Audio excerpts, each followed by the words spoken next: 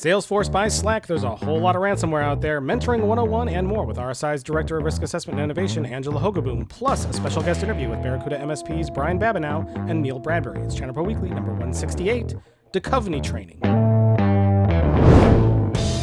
Hello and welcome to ChannelPro Weekly, episode 168. My name is Matt Whitlock, Technology Editor, Online Director, and your host of this show, targeted to you. And who are you? Well, look in the mirror, because I'm going to tell you who you are while you peruse the beauty that is you. You are a VAR, you are an MSP, you are an IT consultant, you are a MSSP, you are, well, if you're someone who stands in front of mirrors and thinks about the right security stack to implement for your business customers, you are probably in the right place. If you look in the mirror and you are worried about the ultimate scissors in which to cut your own hair, I don't know, you might still be in the right place. I don't know. Everybody's got weird hobbies, Rich. I don't know what to tell you.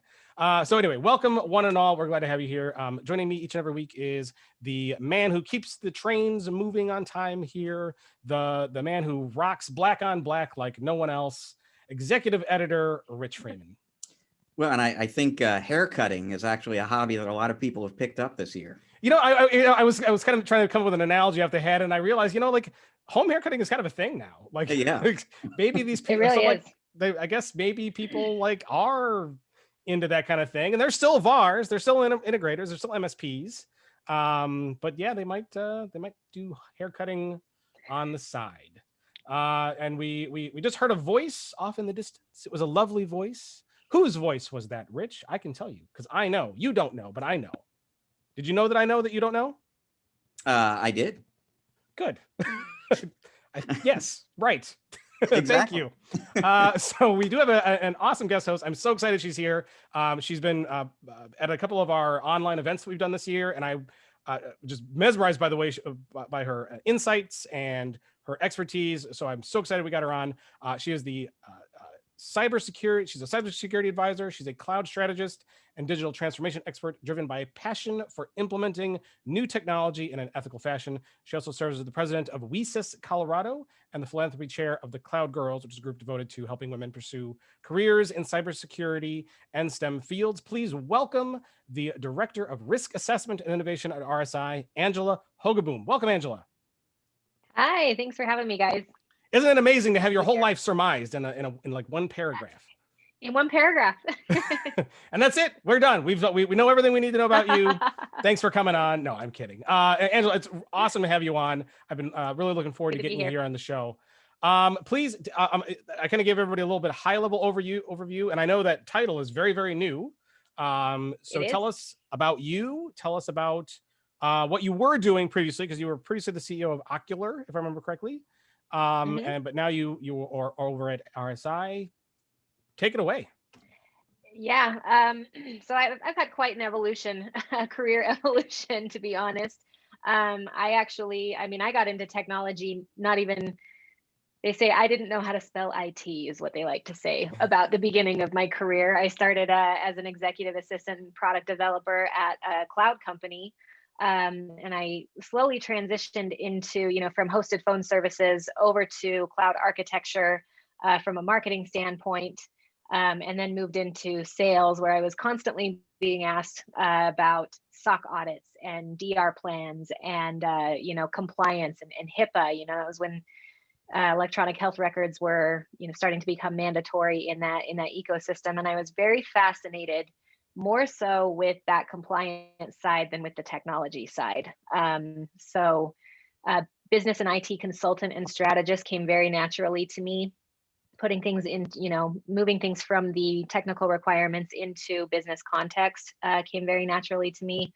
And I've spent the last about 5 years operating really as a solopreneur and consultant to companies of various sizes, and started out in the channel very early on with smaller sale products that were infrastructure related, so hosted voice, hosted desktops, and security over the last 8 years I think has started to become more and more of the conversation. And ultimately, I started my own company. We were doing compliance advisory risk assessment services, kind of trying to marry together privacy and technology and security and bring it all together into services that really increase security posture, provided competitive advantage, and leverage next gen technologies. And that's a very heavy undertaking when you're working by yourself. So I spent a lot of time,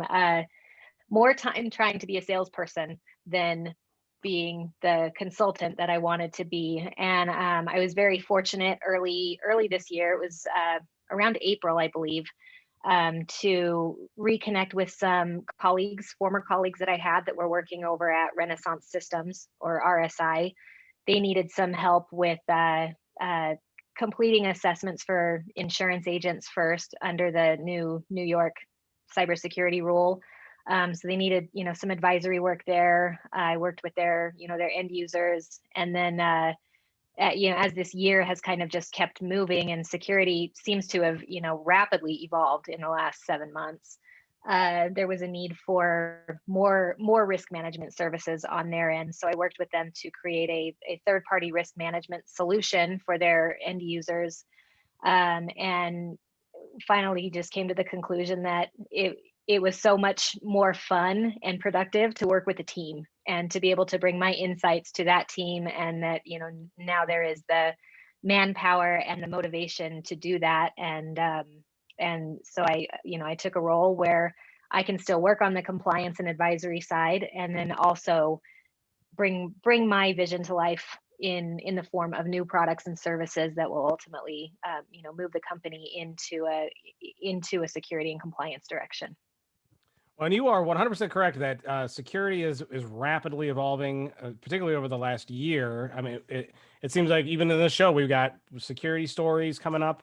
We've got a great interview coming up later with some execs at Barracuda MSP to talk about security. So you're definitely in the right space. I'll say that. Absolutely. Yeah. Now, when you are marrying those things together, as you said, which one of those things gets down on one knee? It really depends on the client and what their current posture is, and who we're working with, who the actual stakeholder is that we're working with. So, in the example of an insurance agency, just a insurance broker that is, smaller and is using an MSP for their technology. When we talk about the cybersecurity controls that are necessary for this regulation, there is generally stronger security when they have that backbone and support. But then on the compliance side, there is usually very little documentation supporting what they're doing. And that's really, what regulators are looking for. They want the proof, So, bringing that to light and having to do some of that work on governing the systems that you have and governing the security that you have. So it works together. I always say the backbone is that governance, because it determines the decisions you're going to make and the directions you're going to go in the future. And it's very difficult to say, yes, we've got really excellent cybersecurity if you don't have specific and lined out processes that you're using that are documented, because that's a security gap in and of itself. Because what if the CISO leaves, Right? Or what if the IT director leaves and you're kind of just left stuck in the water because you don't know, nothing's written down, so you don't know what's happening. Very true. Rich, you got any questions for Angela? I'm kind of curious. There are obviously lots of different fields within security, and I'm sure the people who specialize in incident response are very busy this year. But incident response, that's after the breach has happened, and fixing it, mitigating the issue, and so on. Assessment is people who are trying to prevent the breach from happening in the first place. Are you seeing a greater interest, like more receptiveness out there, especially within the SMB segment? For people being willing to invest basically in assessment and getting themselves in a place where they're less vulnerable? Yes, there is a very heavy interest. It used to be that these were compliance things; they were regulator based. But we are seeing more more people coming to us and saying, hey, we want to improve, we want to know where we are, we want to know our posture, and we want to improve it, and we don't have a roadmap. So the best entry point to giving somebody that kind of roadmap is, for me, has never really been to say, here are our security products, and then they just buy them, and then they don't have the sufficient reporting. But when you come in from an assessment standpoint, you can say, okay, here are your gaps, both in the technology as well as in your operations. Then you have a business case and a technology case for cybersecurity and stronger monitoring. And then, just to backtrack a little bit, incident response, when we think about it, is, globally, we say that's a response to a breach. But incident response is how do you handle, if somebody thinks they got a malicious email? Who's recording that? Who are they reporting it to? If they get a suspicious phone call, who are they reporting that to, and how are those records being kept? So incident response is really an everyday part of a security function, if you present it that way, and that really helps to bring in good behavior, good cyber behavior across an entire organization. I always thought you just reported everything to Jerry. You called Jerry and you reported to Jerry. There's always a Jerry everywhere, right? There's definitely there's a Jerry or a Tom or something. Bob. There's always that guy. Call Bob. Yeah. And Sarah. So many good people at our imaginary company to report to. So, well, we're coming out of a holiday here. So for those who noticed last week, we did not have a show due to the Thanksgiving break. So Angela, tell us a little bit about what was your Thanksgiving like? What do you like to do for fun? Tell us a little bit about you, not the business you, but the you. No, me. I have 3 kids. I've got a almost 16-year-old. She'll tell you how many days it's going to be until her 16th birthday. I have a 13-year-old son and a 3-year-old son. So they, I run the gamut on the kids, but they all seem to be at the same maturity level right now. That's a big gap. I got my 2 are 11 and 9. So we had ours quick. We were like 1, 2, and then done. What was it like going back to the baby stage after you already had your youngest up to 10? It was, it was very calming, actually. I was 21 when I had my first son. And so I tell people commonly, I was a single mom for a long time. And I say I was a kid when I had a kid, and that, that makes things more challenging, I think, especially from a career perspective. And then, having another one in my 30s was a lot more enjoyable. It was a lot easier for me to sit back and say, okay, this is just how it is. And I really loved having the time, and even in the pandemic, being home with everybody, it's nice to know where everybody is and to be together. And of course, everybody gets on each other's nerves all the time. And my husband, actually, he works in technology as well. He works in cloud architecture and cybersecurity too. So he and I are both working from home, and it's kind of, we cross paths in the kitchen on a phone call every couple of hours, and then hopefully the workday ends for one of us at some point so we can hang out. But, and Thanksgiving was great. We, it was just us. My parents and his parents are both out of state. My family's in Utah. His is in Vermont. So it was just going to be us for Thanksgiving anyway. So it was just a lot of good food and movies and putting the Christmas tree up, and very relaxing. Yeah, having a husband that does cybersecurity and stuff, that must make for very interesting Thanksgiving conversation. It makes for interesting all around conversation.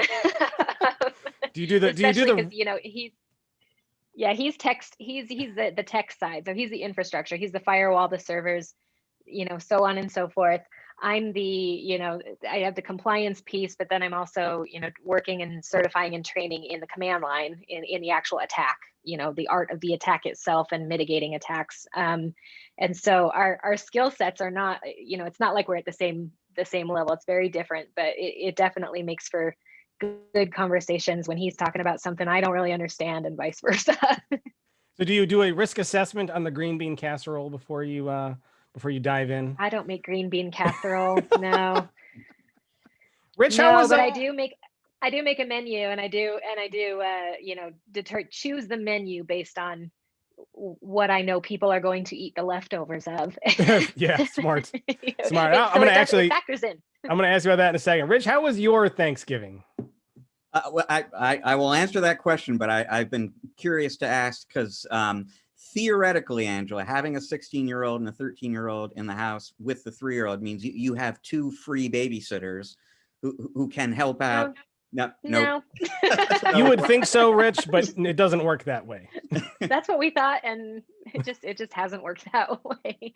They help when they're needed, and especially with remote school and work and all of that kind of those kinds of things. But overall, it's really funny. Even with the age difference, there is still sibling rivalry. It's you would think that it would be different because it's my 13-year-old brother, but no, they are still brothers. It's the darndest thing. And our oldest is gonna get a license soon. She will never see her other son again.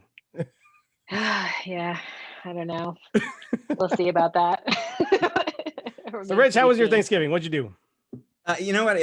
Very similar to what Angela was talking about. Just very low key, very relaxing, right? I mean, this isn't the year to be going out to big giant get-togethers and so on. But you know what? That was actually just fine.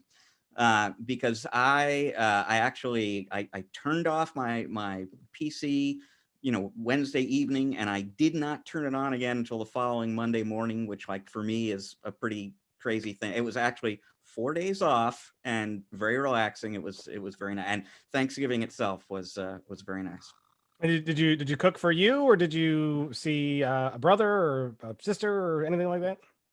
Not in person. There was a little bit of electronic kind of communication with friends mostly going on throughout the day. But yeah, it was, in terms of preparing and eating food, it was pretty much me. Very cool. And what'd you have? Well, I had most of there was no stuffing this year. But it was definitely a turkey and potatoes and carrots and Brussels sprouts and bread and pumpkin pie.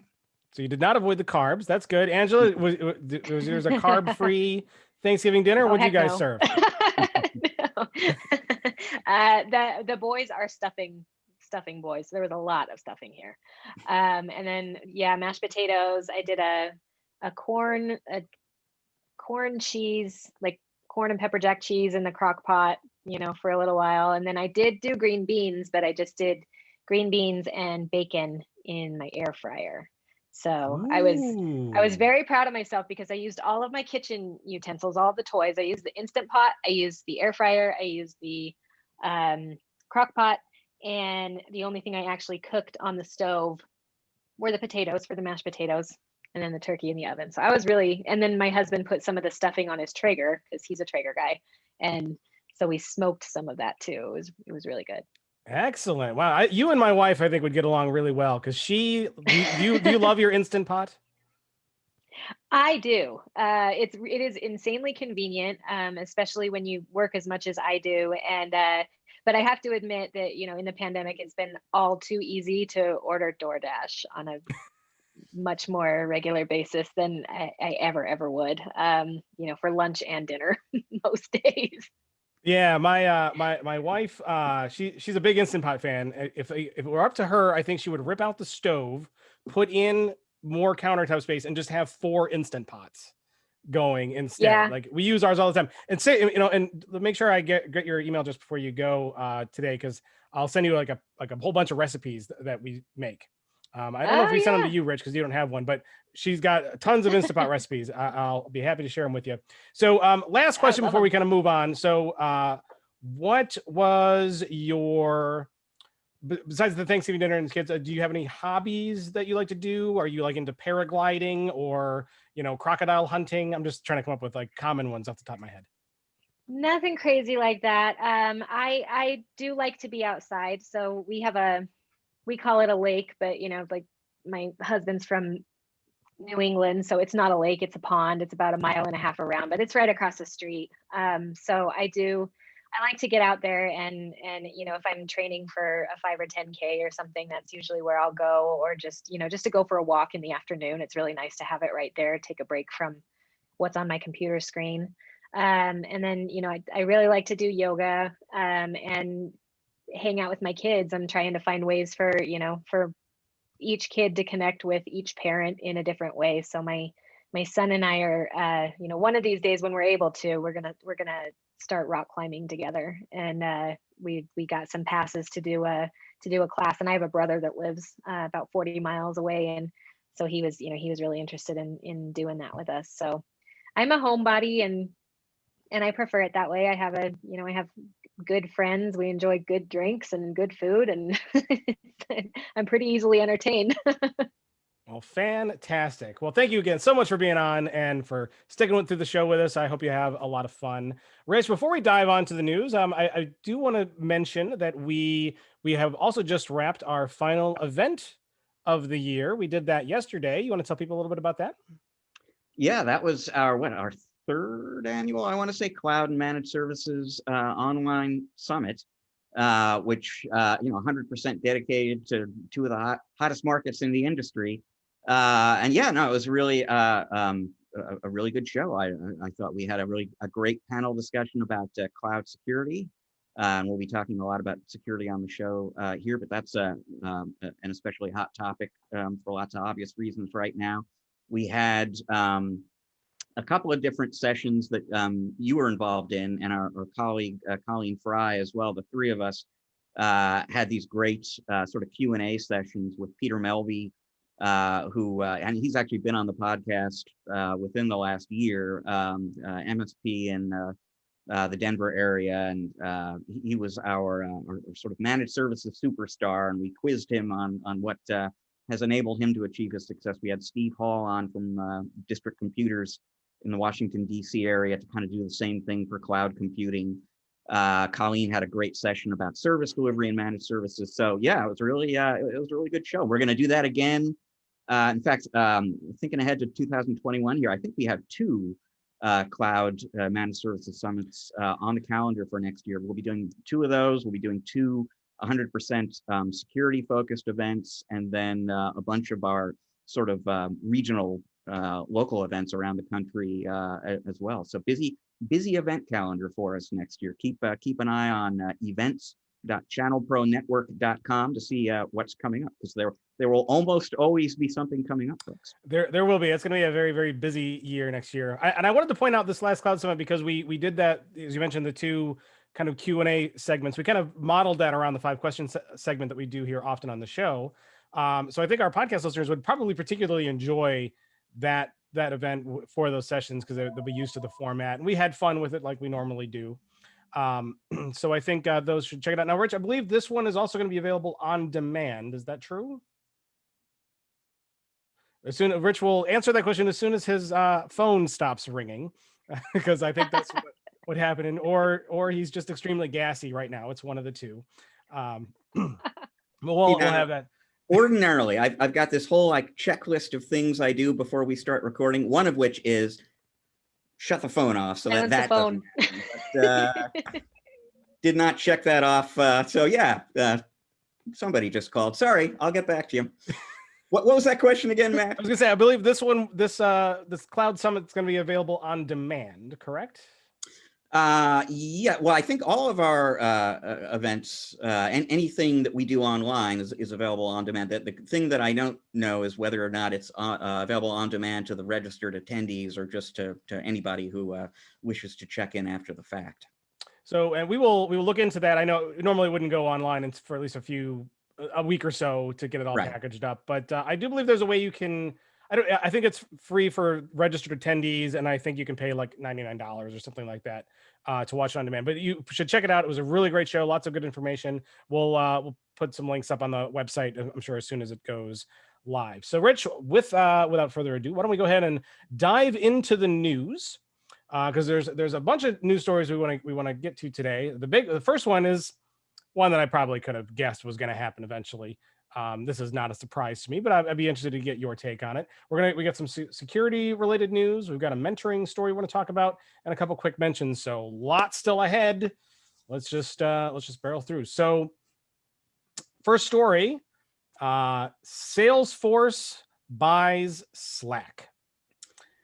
Now, let me say this first. Like with Salesforce and Microsoft being the two of the really big, what's the word I'm looking for? Not CRM, ERP, like that. Like with Dynamics. What is that? What do they call that? CRM. I mean, Salesforce. CRM. No, Dynamics is the CRM. So if you were to equate what Salesforce is doing with Slack, it would be equating, Dynamics and Teams. Dynamics and Teams, right? I say Microsoft's got Teams. That's huge right now. Yeah. I think Salesforce needed to fill that hole in their competitive stack to go against Microsoft, so they bought Slack. Not a big surprise, but that's a big one. Rich, why don't you detail this purchase for us?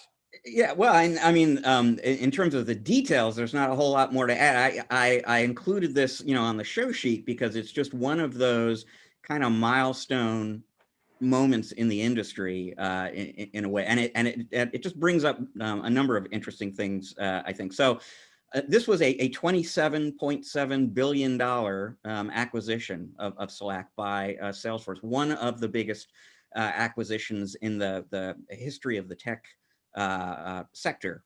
And like you say, it brings Salesforce into that same conversation with Microsoft and Zoom. I mean, anyone who's kind of playing in that online collaboration kind of space. It also, I think, because they have filled that gap in the lineup and that they now stack up that much more closely with Microsoft.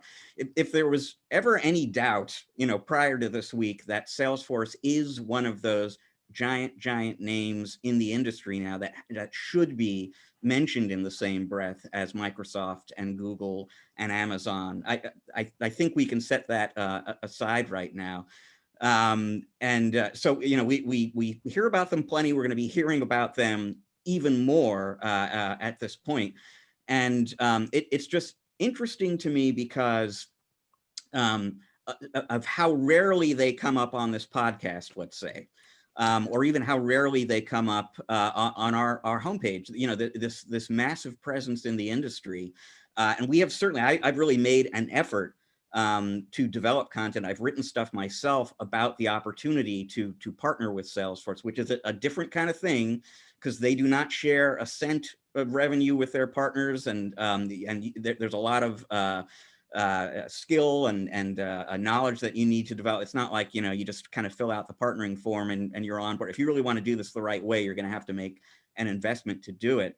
And for that reason, I suppose, not a massive amount of our readers right now are partnering with Salesforce. And yet, so first of all, that could begin to change a little bit. One of the interesting things will be to see what kind of partnering implications come out of this acquisition by Salesforce, and how do they sort of present Slack differently in tandem with their other applications or not going forward. But it's just a fascinating thing that, the degree to which this company is a giant presence in the industry, so giant that even though, quite honestly, I don't know that they know precisely what they're going to do with Slack. It's like if you look at the comments that Mark Benioff was making when he was talking about it, it's like, this is a great company. They're at a stage in their growth arc that I remember, from earlier on. I kind of know how to help them get to the next step, and we're going to integrate it with our. I don't even know if they have some huge master plan. They've got $27.7 billion available to buy a company that is already hugely valuable and that they can probably make even more valuable. So I'm rambling a little bit, but it felt like the closest equivalent to this is like a really kind of personal thing. But a few years back, I was on a business trip in San Francisco, and this was right after the new Salesforce headquarters building in San Francisco opened. And I don't know if you've been there since that's gone up or you've seen it, but it like dominates the landscape in downtown San Francisco right now in a way that the Transamerica building to a certain extent did before. And I just remember I was staying at a hotel there that had this bar on the top floor. So there was this perfect view of that building and of the Transamerica building. And I suddenly realized, it just drove home the fact, Transamerica, financial services, like that was where power resided in the economy once upon a time. And now it is dwarfed by where power resides in the economy these days, which is in IT. And within IT, they don't get much more powerful, than Salesforce at the fact. And you can kind of physically see that on the skyline in San Francisco. And you saw another reflection of that in the news this week. Let's go out and buy Slack for $27.7 billion. It's probably a good idea. Information, that is what's valuable now, for sure. Angela, now, if you had $27.7 billion, would you just like randomly throw it away? I don't want to say throw it away. Randomly just buy companies? I think I would. Yeah, I think I would give some really hard thought to which kind of company I wanted to buy if I had that kind of money to, I don't think it was a hasty acquisition though. I would imagine there was probably just knowing Salesforce and seeing some of the things that they've done just over the years. It seems to me like it was a natural attrition. Like I said, with Teams, I remember migrating people off of Slack onto Teams, even just in the last year because of that collaborative, multi-software, multi-architecture kind of environment. So I'm anxious to see what they do with it. I think there's a lot of potential there to like Rich said, that Salesforce is already a dominator. So they're grabbing a very highly collaborative, one of the most original highly collaborative pieces of software, and I'm anxious to see how they integrate. Yeah, and I think there are some integration points between Dynamics and Teams now, and I think that's probably one of the catalysts that probably motivated the purchase, to say like, oh, we see where team collaboration and CRM makes sense, and our customers are gonna want this. And it seems like, why try to build that from the ground up when Slack really is like the true Teams competitor? Yeah, exactly. And it's just another one of those examples of rapid adoption that we've seen this year. That I didn't know a lot of people that use Teams really to its potential prior to 2020. I did know a lot of people that used Slack and used Salesforce disparately. But what Microsoft has done this year in free licensing, free or reduced licensing to nonprofits and to teachers or education systems, they have really kind of taken over this whole rapid cloud adoption that we've seen this year, and this is obviously Salesforce's response to that. So I kind of, part of me wonders if it was on the table last year or if it had been a thought prior to, but I don't know. I stay tuned, right? Well, and if they're going to do more stuff that Microsoft does, Rich, did they announce when they're going to or did they give an indication when they're going to announce their new video game console? that hasn't popped up yet, but yeah, stay tuned, as Angela was saying. That's coming along. Two things that kind of pop into my head as we're talking about this, and one, first of all, what I have read is that apparently this idea originated with Slack. Slack came to Salesforce and said, "You guys should buy us," and then I'm sure they painted a picture of why that would make sense. But the other thing is, I'm thinking back to a conference, like a press conference Microsoft did on their campus in Redmond about a year and a half ago now, and they talked quite a lot to us about Teams. Now, I should say, so this is July 2019. They were very, very proud. They really kind of called attention to the fact that we now have 13 million active daily users of Teams. And like, this was and look how quickly we got to 13. So as of like whatever, a month or two ago, they were at 115 million. Yep. But at that time, anytime you heard the name Teams, the next name that came up in the conversation was Slack. Teams was the Slack killer, that for Microsoft. And this year, you hear Teams, and then you immediately hear Zoom.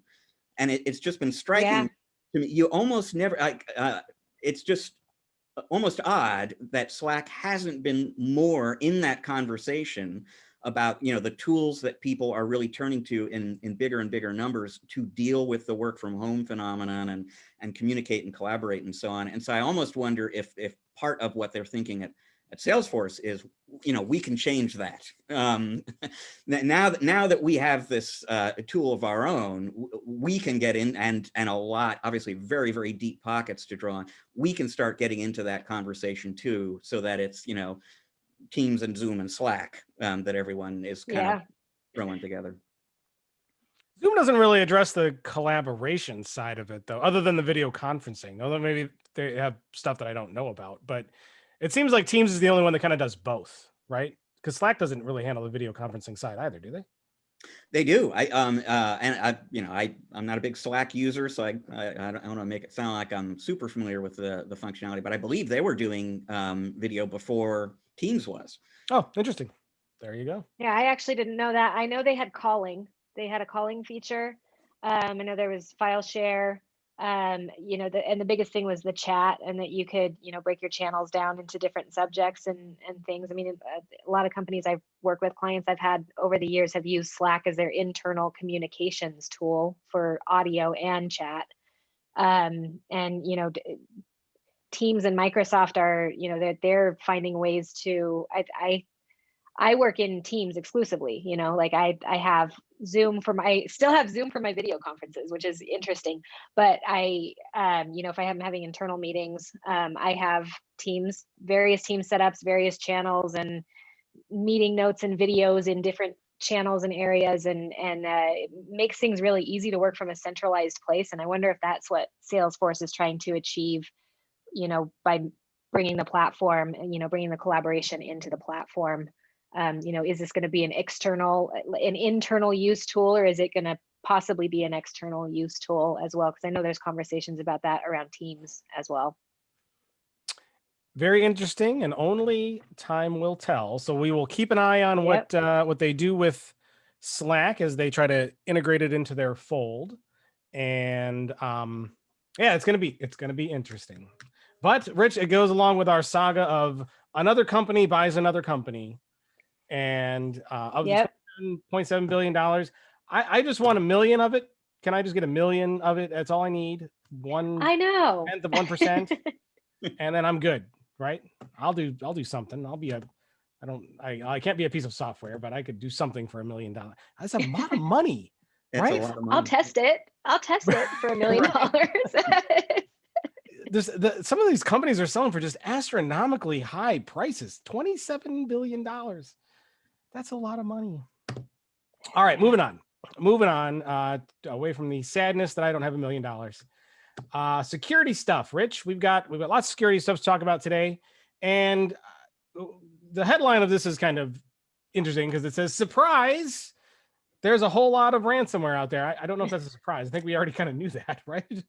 Well, and that this is where that headline comes from, right? You know, as a little bit of background here, we are back on the air with you folks in our audience after a week off for the holiday, and so, you know, holiday week, not a ton of news breaking in the industry, and even, you know, this week, although you've got AWS making news and Salesforce obviously making news, things are kind of slowing down a little bit as we get kind of into the holiday season. So, you know, a lot of what we'll be talking about here coming up is maybe not breaking news stuff, but just interesting things that are going on or have been shared in the industry that we can talk about a little bit. And it just so happens that last week, actually, I think it was the week before last week, but after we finished recording our podcast that week, both Datto and Sophos published some pretty good reports updating people on the state of the security industry. So the Datto report was specifically about ransomware. Sophos had a somewhat bigger lens on things, but we're talking about ransomware as well. And I mean, you know, at the highest level, surprise, guess what? There is a ton of ransomware out there. But as you kind of get into the details a little bit, some of it I thought was kind of interesting. So, and I'll just kind of run through a few of those that that kind of jumped out at me and came up in this article that I wrote. So, there have been a lot of companies that have talked about how many businesses and the percentage of businesses that have either experienced a breach or been struck by ransomware this year. And Datto polled 1,000 MSPs back in August. 60% of them said that they had at least one client who was hit by ransomware. I think we've seen that kind of thing fairly often from another number of other vendors. But 11% of those 1,000 MSPs they polled had clients who were struck multiple times in a single day. It's like we're getting to the point in the ransomware story where it's almost a honeypot kind of situation, and people are getting hit more than once. This was sort of interesting and a little bit disconcerting to me. So that Datto asked their MSPs whether you believe that SMBs should be very concerned about ransomware. Not a huge surprise. 84% of the MSP said, yeah, SMBs should be very concerned about ransomware. Unfortunately, however, only about 30% of them said that their customers actually are very concerned about ransomware. So we're still, I think, at a stage of things where channel pros out there are still having to help their clients appreciate the magnitude of the danger associated with that particular threat. Now this was interesting. Datto went out and looked at the in terms of the customers who or end users who wind up paying the ransom. What's the average amount of that ransom among SMBs specifically? And that number actually went down between 2020 and 2019. So it had been $5,900 on average. It's now $5,600. I mean, we can call that flat if you like. But one reason that's interesting is that Sophos had a similar statistic in their report. And they weren't just looking at SMBs, they were kind of looking, all the way across the business spectrum. And they said that the average ransom has actually gone up, way up, from around 84,000 at the end of 2019 to about $234,000 on average, per ransom incident by the third quarter of 2020. And the difference there, of course, is, again, they're looking at enterprises in addition to SMBs. And one of the trends that we're hearing about from the security vendors in particular these days is that the attackers are really going after big fish in a targeted way and asking for increasingly giant amounts of money from those customers, and that's reflected in that average figure. So I guess the good news is, even though plenty of SMBs are getting targeted, they are not necessarily the biggest target right now. And then one other thing, I mentioned honeypots before, and one of the things, one of the trends this year associated with the whole work from home computing phenomenon is that there are lots of businesses now relying on remote desktop protocol, RDP, to connect those homebound workers to resources back at the office. And Sophos, and this is all pre-pandemic, by the way, so none of this reflects the increased attack activity against RDP this year. But before the pandemic, they set up 10 or honeypots in 10 of their data centers around the world, and just kind of waited to see, these were RDP honeypots. They just kind of waited to see what kind of attack activity that attracted. And over a 30-day period, each one of those honeypots received a median average of 467,000 RDP login attempts, which is about 600 per hour at each location. And I will say that I have seen multiple companies report, this is back in the spring, that there was something like a 300% increase in RDP scans around that time. As soon as the attackers knew everybody's using RDP from home, 300% increase in people looking around for exposed. So I can only imagine, if you were to put a honeypot out there now, what kind of activity that would attract. But it illustrates very nicely just how dangerous an unprotected RDP port can be. Now, Angela, as a security expert, have you ever heard of this ransomware thing? Once or twice.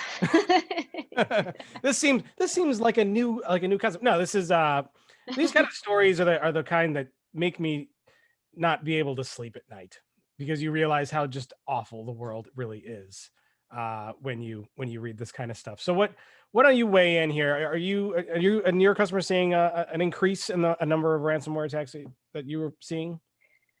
I haven't worked directly with very many of them. I coincidentally, I actually had 3 different phone calls about them just in the last week, or just prior to Thanksgiving, just for things that I had heard, and I was trying to refer some people out to some threat experts that can help with those specific scenarios.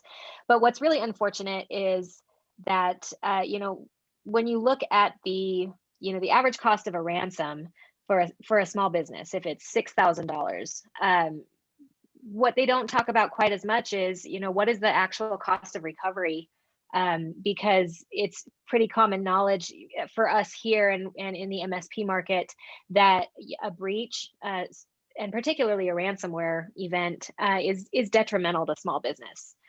So while it may seem like a low dollar amount for the ransom, you're still talking about what you do to recover. So if I've seen breaches that have gone so far that they've actually destroyed the hardware.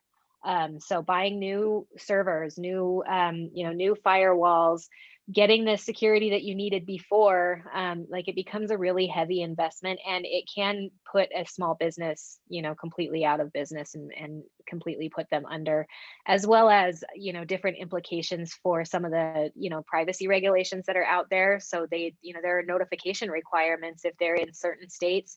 They have to report to certain regulators, and I know we're going to talk about that a little bit later, but just the implications of an SMB attack are very detrimental, and to anybody, obviously, but particularly to the small business market. Yeah, Rich, you mentioned the dollar amounts for ransomware in one report going down as far as ransomware to SMBs. And I think what we've seen as we've looked at all of these various studies is that the ransomware nefarious people, we will call them, they're very good at targeting the price to something that the SMB can pay, right? So that just tells me that if the price is going down, that's just reactionary to a lot of the businesses of SMBs kind of in the slumps right now, right? They may not have $9,000, but they know that they could spend $4,000, so they're going to go after the $4,000. But what they'll do is they'll go after 100 small businesses for $4,000 or 1,000 small businesses. And so, that also brings up another good point, is that where do these attacks originate? And it's most likely, especially in the SMB market, that they originate in a large provider, in a third-party provider. So, if they are living off the land in a server ecosystem, in a marketing application or a CRM or some kind of supply chain software, they can traverse into an SMB network, and then they've stolen more data from more small businesses, and then they're just going after the little guys for whatever they think that they can pay, or whatever the going market value is for an SMB ransom, and they know it. I mean, they know it as well as we know how to price houses or how to price businesses. So there's still a lot of awareness that has to come out of ransomware in particular, and a big piece of that is talking about where those attacks originate and how they happen to begin with. It's a much bigger conversation. It is, and I want to touch real quick on one of the points you made about the actual cost. So because there's the ransomware cost, and then there's the actual cost, and we've seen a lot of statistics here. Rich can weigh in on this as well, that a ransomware attack is going to put about 60% of small businesses just out of business. They'll never recover from it. Well, there is, to that point, there is actually data in that Datto study we're talking about here about, and this is just the average cost of downtime associated with a ransomware incident. So, like, you know, to your point, Angela, there are people who wind up having to replace hardware. I mean, there are other costs, but Datto just looked at the average cost of the downtime associated with a ransomware incident, and that actually is way up between 2019 and 2020. It's up 94%, in fact, from $141,000 to $274,200 on average this year. And I mean, yeah, you know, in terms of the survivability of that kind of an incident, Matt, I mean, $274,000 worth of damage, especially in this economy right now. There are a lot of businesses that aren't going to bounce back from that. Yep. Very interesting. So, Angela, I know you got a chance to skim through this, and we're going to put the link to this and all the stories that we talk about here today on the show notes page at channelpronetwork.com. So if you're listening along, pull out your phone, go to channelpronetwork.com, find the episode page for 168, and then we'll put links to all these stories so you can read all the details, because we're just kind of scratching the surface. Or if you're watching on YouTube, open up the description area, same thing. All the links to these stories are there, and there's a lot in here to digest. Angela, is there anything in here that you found particularly scary or particularly interesting, something that you want to comment on? Really, you know, more than anything, it's just concerning, because as Rich mentioned, we are in a time where, you know, we're especially vulnerable to tough financial circumstances anyway. So if you think about, you know, a family-owned business or, you know, a small business in a small town, I know there have been stories in the past about rural police stations who have been hit with ransomware just because they just don't have the same, you know, they just don't have the same protection measures as larger areas and things like that. So it's it always just bums me out when I, you know, when I hear new statistics and even saying that the ransomware is going down, that the cost is going down, the cost of a ransom is going down a little bit. That just means that there are more people that are paying it. So there are more people that are getting hit, more people that are paying it. And, you know, it just speaks to the need for awareness, especially in that market. And that's a huge opportunity for MSPs, VARs, and consultants to be having these conversations at every juncture that they can. And I just, because I happen to see you speak at an event, I know you have something to say on this. What would you say to people listening out there about RDP? Don't do it. Yeah, that's been a topic that you know, in I think every panel that I've done with you guys over there at ChannelPro this year, it's been a heavily conversed topic, is the RDP versus the VPN. And I know that there are some proxied RDP solutions out there that help to mitigate those you know, those implications. But you know, it's really up to the security, the person who's responsible for the security, to make the determination of if that is an adequate solution, you know, based on the research that they can do and what they're technologically capable of, or going, you know, a multi-factor authenticated VPN route, you know, which tends to cost a little bit more, but you know, it tends to be a stronger solution. Yeah. Indeed. All right. Well, that's good stuff. We'll put that link so you can go and read more of the stats here. And if you if you want an excuse to drink, go and read this, and that'll give you plenty of reason to want to do that. All right. Next story, Rich, is from Kaspersky. They find that SMBs are doing what? Well, so there's a particular piece of this research that I kind of want to focus in on. I'll tell you why in a moment. So this is something that came out from Kaspersky this week, and it's again based on research. And one of the key things that they found is if you look at a company that has been breached, obviously there are two ways to respond to that kind of an incident, right? And one is that you immediately tell your customers or your business partners, anyone who might be potentially affected by that, here's what happened, here's what we're doing about it. You know, the other way is to just try to bury it as best you can, and kind of hope that you don't make waves that way. And they looked at the difference in the total damages that businesses suffered depending on which way that they reacted to the incident. And they found that on average, and this is specifically for SMBs, because they looked at bigger businesses too. For SMBs, if the company disclosed the breach, they on average suffered about $93,000 worth of damage from that.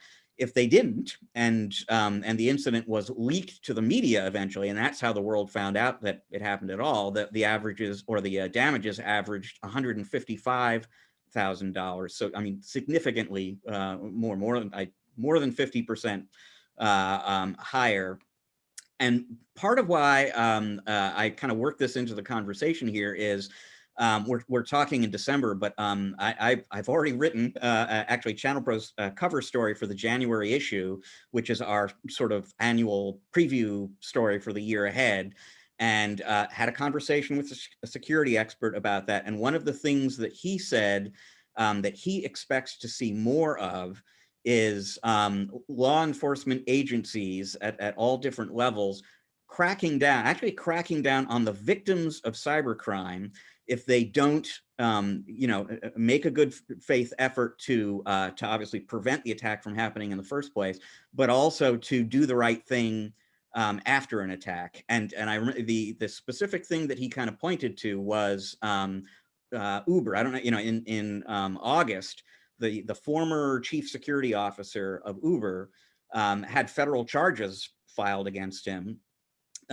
because Uber buried a very serious incident in which tens of millions of rider and passenger records were stolen. And I say buried. The suit alleges that this guy who was charged, his name is Joseph Sullivan, was responsible for burying that information until it was unearthed along the way by somebody.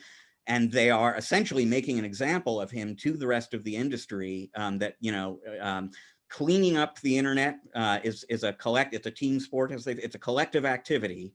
And everybody has a role to play in that. And people who don't play their part are essentially, to some extent, aiding and abetting the commission of a felony, and people are going to suffer from that. So this research from Kaspersky kind of illustrates why being transparent after a breach is a good idea, even if it feels like, and it'll subject you to reputational harm and all sorts of other kinds of harm. But this stuff kind of gets out sooner or later, generally anyway, and the damage is going to be even greater if you don't do it. And part of that damage could very well be, as we look down the road, scrutiny and charges from law enforcement if you haven't actually reported what happened and complied with all the requirements associated with that. The emphasis on your metaphors is interesting. Did they actually bury it in the ground?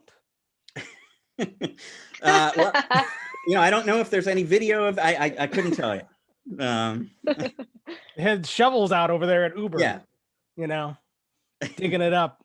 Angela, so honesty is the best policy is I think the lesson here. Most of us learned that in kindergarten. What do you glean from this? It actually reminds me of a session that I did in, I think it was late 2018, when the CCPA the California Consumer Privacy Act was in draft and they were waiting for it to pass. And it was going through all these different iterations of what you had to do. And it reminded everybody of the GDPR. And I did a lot of research and spoke to a number of attorneys just about those types of consumer privacy regulations. So HIPAA privacy, we've had some time to adapt to, we've had some time to really learn and understand. GDPR, again, there's not a whole lot of case law for it, but there is a good foundation. CCPA is even more vague. But what it comes down to is that, we're all connected all the time. I think, anymore, the average human carries around 8 devices at any given point in a day. And they're starting to become more educated in the fact that everything that you do online leaves a footprint. Everything is a data point. All of the actions that you take, the emails that you send, the phone calls you make, your text messages, all of those things. And eventually it was natural that they were going to start being concerned with how that data was used and protected. And that is why these regulations are coming out that require people to, require businesses to disclose how they're using data, who they're giving it to, what is the purpose for having it. And then also to take that added measure of saying, we will do everything we can to protect your data. And then, wrapping all of that around saying, if something happens, if something happens, it's beyond our control. We're doing the best we can. But if something happens, we're going to let you know. It's a courtesy. And it's a level of oversight that should have always existed. Since the internet began and since payment started and since email started. So it's really not surprising to me, because I think that the transparency and disclosure of a breach is an indication of the kind of security that that company really had in the first place, and the kind of people that they hire. Yeah, for sure. Now, you brought up an interesting question there that I don't think we'll have time to dive into today, but it would be a fascinating discussion. And that is, what is the purpose of aggregating and collecting all that data? And I'm not sure a lot of companies who do it can answer that very effectively, other than money, obviously. But there A lot is of them can't. there is an awful lot of data that's aggregated and collected that probably shouldn't be. And we just all allow it Yeah. anyway.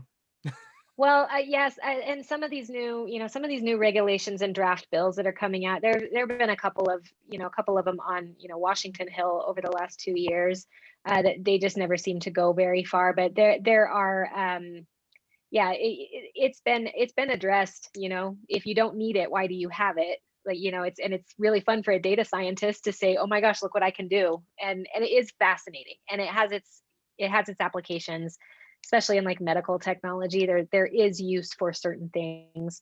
But there have been instances, and like I said, there have been bills that have been drafted in the last few years that are kind of floating around out there. They haven't made it to a federal level yet, but there is a push to impose criminal penalties on people and companies that do the wrong thing when it comes to data protection and breach disclosure.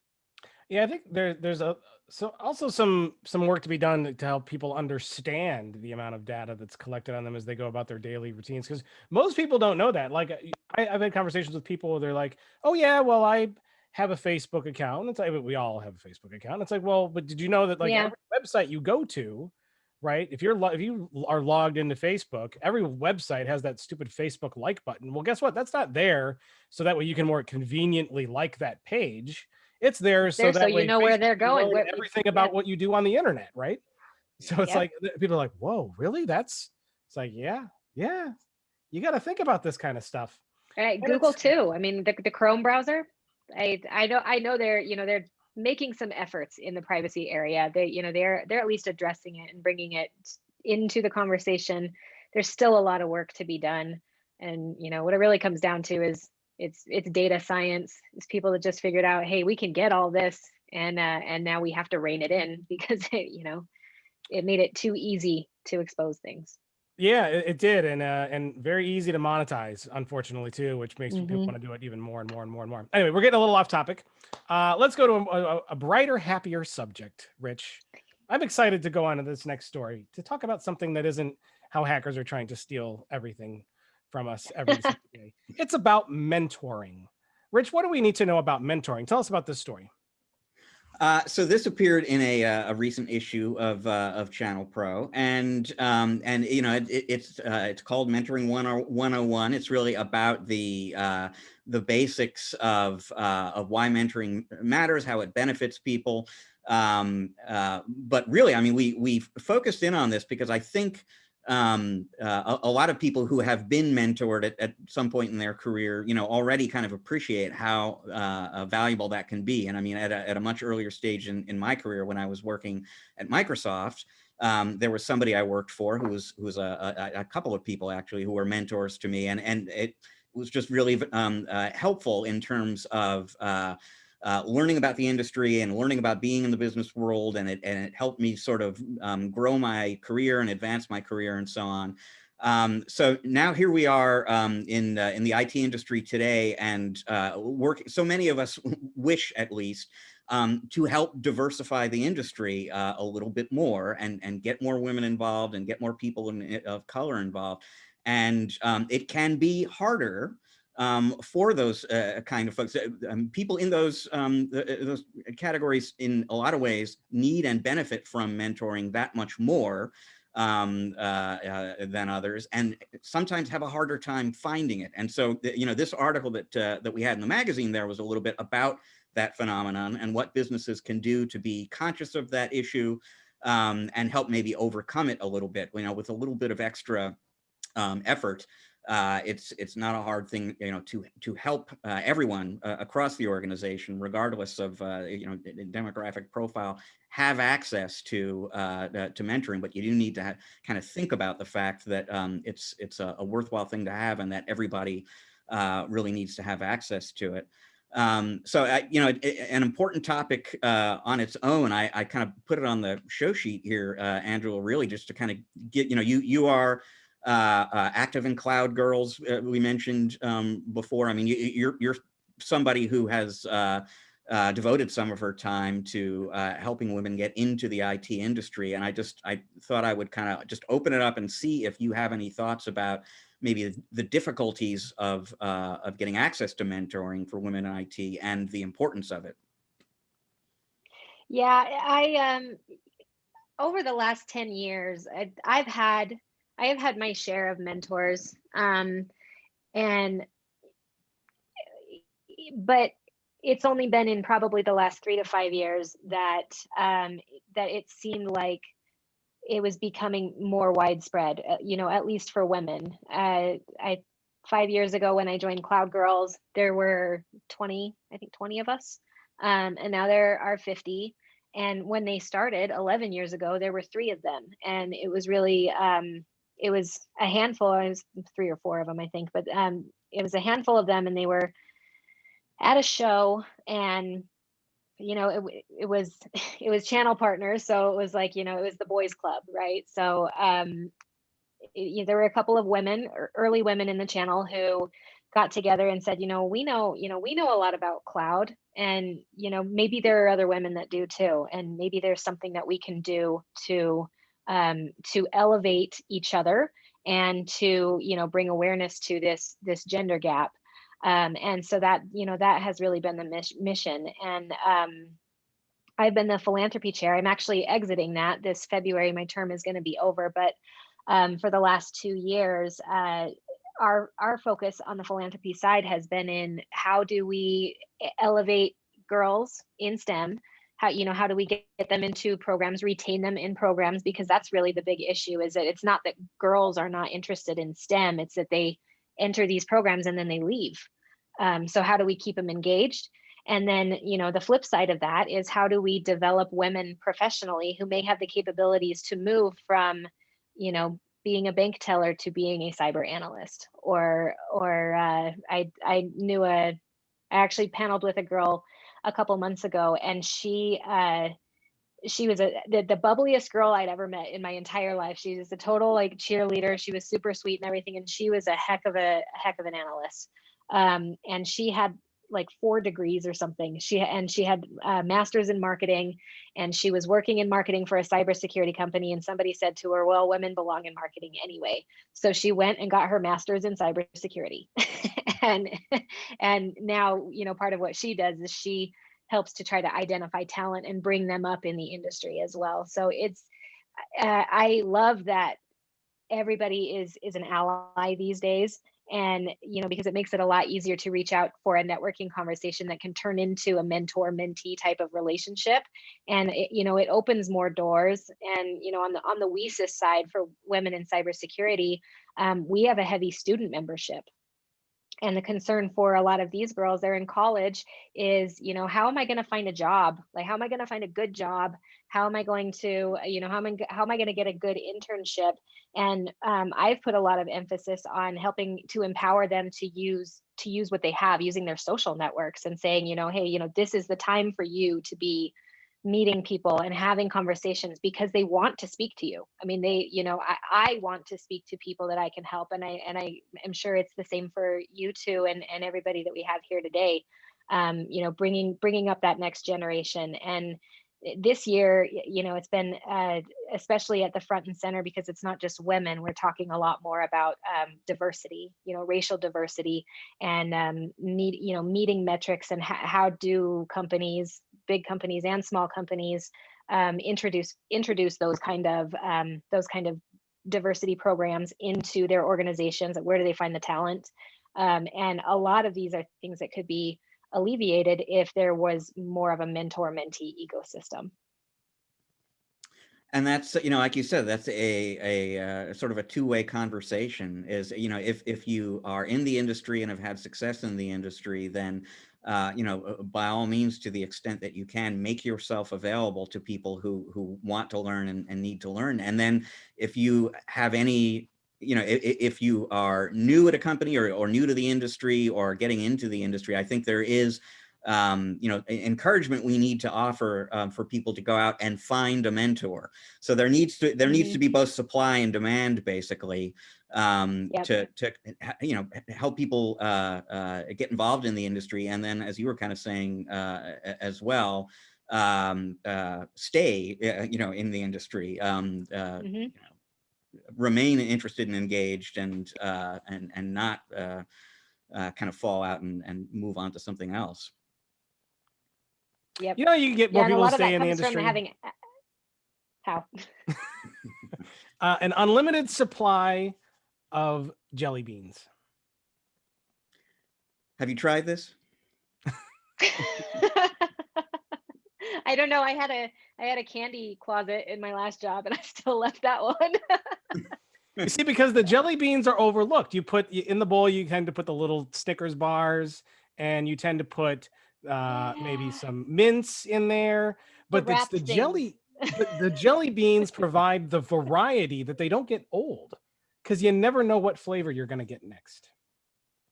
That's true. And they just literally don't get old. Yeah, they could be 10 years and old. they last forever, right?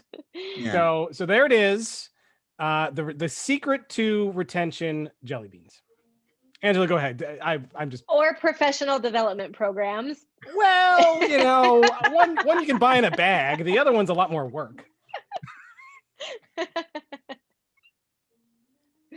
So go ahead. What were you gonna say? That is, yeah. I was just gonna say, the professional development programs matter. I know we talked about Salesforce earlier. I know some folks over there that work in some of their internal divisions. They actually have these societies or internal clubs, if you will, of separate groups that are interested in different things, and they're a huge company, so they can do this. But part of it is the women in technology group. Part of it is the professional development, people with certain hobbies or activities or whatever. So really sitting back and identifying how you can get your employees to the next level of their career, rather than just having them have a job as one thing. That helps a lot. And I know that in companies, especially in some of the cyber firms that we have here in Colorado, I've seen some really impressive programs around development, reskilling, and upskilling for cybersecurity. So what do you do? Turning the tier 3 engineer into the cyber analyst, and helping them make a career shift that is rewarding for them, while also addressing the talent shortage. So it's a mutually beneficial type of relationship. Sounds symbiotic. It does. It is. Jelly beans are still easier though. You can buy jelly beans jelly beans are still awesome. I can't dispute that. That they are. Well, this is good stuff. This is a great article. We're gonna push forward here because we're definitely starting to run a little long. Lots of good stuff in here to read. So go check that article out. It's called Mentoring 101. It's on the ChannelPro Network website right now.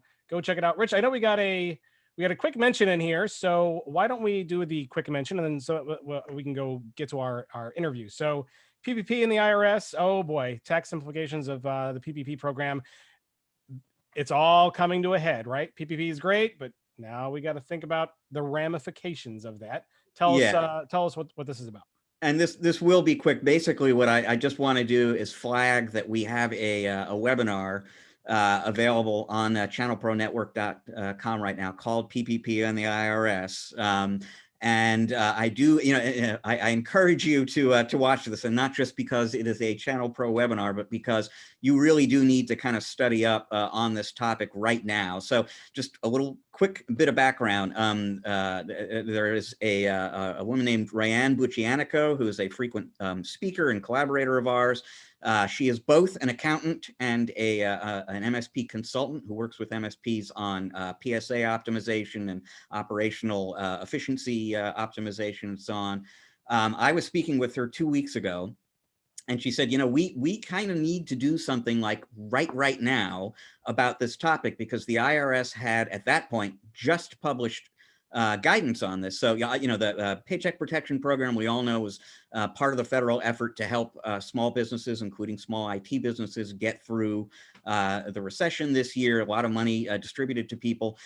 There were a lot of businesses who have not really thought very much about the tax implications of those loans, especially if you're getting the loan forgiven. I think there are a lot of companies who are just sort of assuming that they're not really going to have to think about any expenses related to that. But Rayanne had actually been, what the IRS announced like two and a half weeks ago at this point, is that any PPP related expenses, the stuff that you spent that money on, is not deductible from your taxes. You're basically going to be taxed on that PPP loan, regardless of what you spent it on, and so on. And this is going to have expensive implications for a lot of MSPs out there. And Rayanne in particular had just been talking to a client of hers who had a very rough year, rough enough that they were anticipating we're really not going to have a tax bill next year because there's not going to be any income really to report. And then once they found out about this new IRS guidance, they were kind of looking at what that meant, and all of a sudden it meant that they were going to have at least I think it was a $30,000 bill that they weren't anticipating. So just quick note, check out the webinar. We'll have a link to it in the show sheet. You can find it on channelpronetwork.com as well. Call your accountant if you don't want to watch the webinar, and just ask about the tax implications of your PPP loan for next year, because the rules about that have been clarified very recently, and you really don't want to get surprised by that next year. We are at a point now as we record this where you still have a few weeks potentially to maybe make some moves that could enable you to mitigate some of the tax bill you're going to be up against next year. So this is a kind of a time sensitive thing. That's why we rushed this webinar up onto the website. Look into this now, folks, while there's still a little bit of time potentially to do something about it before you get blindsided come March or April next year. Yeah, taxes. No such thing as free money, is there, Angela? Absolutely not. So on that happy note of potential tax bills, folks, while you go and get your accountants on the horn, what you should do is hang on the line here with us in Channel Pro Weekly, because we are going to have an awesome interview segment coming up with not one, but two execs at Barracuda MSP, Brian Babineau and Neal Bradberry, coming up. It's a fantastic interview. Stick around for this. We will be right back.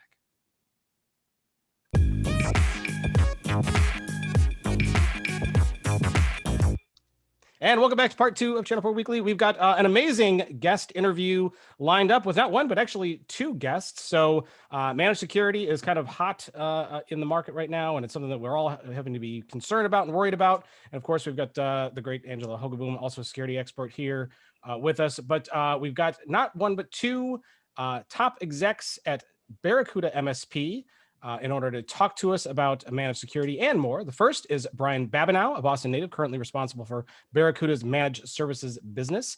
Welcome, Brian. Thanks for having me. Appreciate the opportunity to be here, and looking forward to the discussion today. Yeah, glad to have you on. And you have someone in tow as well. Joining you is Neal Bradberry, who currently serves as VP of MSP Strategic Partnerships. Welcome, Neal. Thank you. Good to be here. Great to have you guys both on. What I want to do first is just kind of turn the microphone over to each of you kind of in turn, and have us tell us a little bit about you and kind of what you do at Barracuda. Why don't we go ahead and start with you, Brian? Sure. Thank you. So I am responsible for a division of Barracuda that focuses solely on managed service providers. And we build, bring, support products to market that we believe will help MSPs operate their business efficiently, profitably for the sake of their own benefit but more importantly, for the sake of their clients and small businesses. And so based out here in Boston, Massachusetts is where Barracuda MSP has a good central location. I'm supported by probably one of the best R&D teams that Barracuda has across the globe. So excited to be part of a division that's making a difference in the small and mid-sized business community served by the MSP partners out there today. I think now more than ever, we need the small and mid-sized businesses to flourish securely. Awesome. And I see, is that behind you? Is that like a Red Sox jersey behind you? I might have a slight Boston sports bias that is that I try to hide the accent with, but yes, certainly a Red Sox, Patriots, Bruins fan, and collect that memorabilia in regular and virtual offices. So I assume you've been a Red Sox of the Boston sports. Are you primarily baseball, or are you into them all? I'm into them all, including collegiate. So having been born and raised here, I did spend 10 years in the Bay Area and then retreated back to Boston just because of the weather is so much more unpredictable here. It just keeps me on my toes, just like the sports teams. Indeed. And so when the Red Sox won the World Series, were you like out in the street, like jumping on cars and stuff? So the irony is behind me, just over my shoulder, is a picture of the Honolulu Advertiser front page. I was actually on my honeymoon in Kauai and was celebrating with probably 11 other Red Sox folks out there during that first World Series win. And I might be one of the only ones that has the front page of the local newspaper that has the headline that the Red Sox finally broke the curse and won the World Series. So that is a unique memento that I don't know how many people have. That is amazing. That is absolutely amazing. Well, welcome. I'm glad you're here. Neal, why don't we go ahead and turn it over to you? Tell us a little bit about you and what you do at Barracuda. Absolutely. Again, thanks for having me. So I came to Barracuda. I've been with essentially Barracuda for many years. I came over via an acquisition of Intronus, which was the start of the MSP business for Barracuda. And my primary role is looking for partnerships that help our partners grow, and also working with our partners each and every day to help them grow their business and kind of make security front and center. As they go down their security journey, they look at, especially with what's happened as of, this year, making sure that they got the right tools and the right mindset really to make sure that they're doing security properly. And then also separately from Barracuda, involved in CompTIA, on the chairman of the Security Executive Council, which has been an awesome opportunity for me, and just getting exposure to a lot of other security professionals in the industry and kind of hearing what they've been up to and kind of how they're helping partners as well. So again, great to be here, and that's what I'm up to. That's awesome. Now, so are you in the Boston area or are you in the New York area? I'm in the New York area. So I was up in Boston for probably 5 or 6 years, and then I moved back down to the Jersey area for family. But here I am, and I was, as you ask all the questions about Boston sports teams, I'm originally from Rhode Island, so Boston or Massachusetts and their sports teams, it's kind of it's like a religion. Even no matter where you move, you stay with your team, whether it's Patriots, Red Sox, whatever it is. So it's kind of laughing there as you were going through it. I also think as Brian, and his wife, the memento of his honeymoon was the Red Sox winning the World Series. Hopefully she doesn't listen to this podcast. Yeah. But awesome memory. Matt, could I just say one thing, is that right beside my picture of the Honolulu Advertiser is my wedding photo. So okay, all right, got it. I want to make sure that everybody's aware that there's equal billing there. There's equal billing. I've got to jump in here real quickly. Nice save. For the very few people who watch us on video a lot and are sort of familiar with the regular backdrops, ordinarily I've got a New York Yankees baseball cap hanging behind me.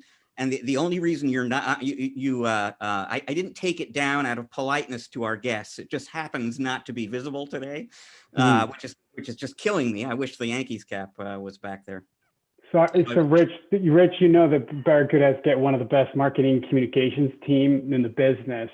And we send them on advanced scouting even in more challenging times. So I'm pretty sure that Yankees cat might have disappeared by accident. I was wondering where that thing went. Yeah. Sent out their goons to riches in order to get that cap out of view. Yep. So with Neal, a mask on. With a mask on. With of course.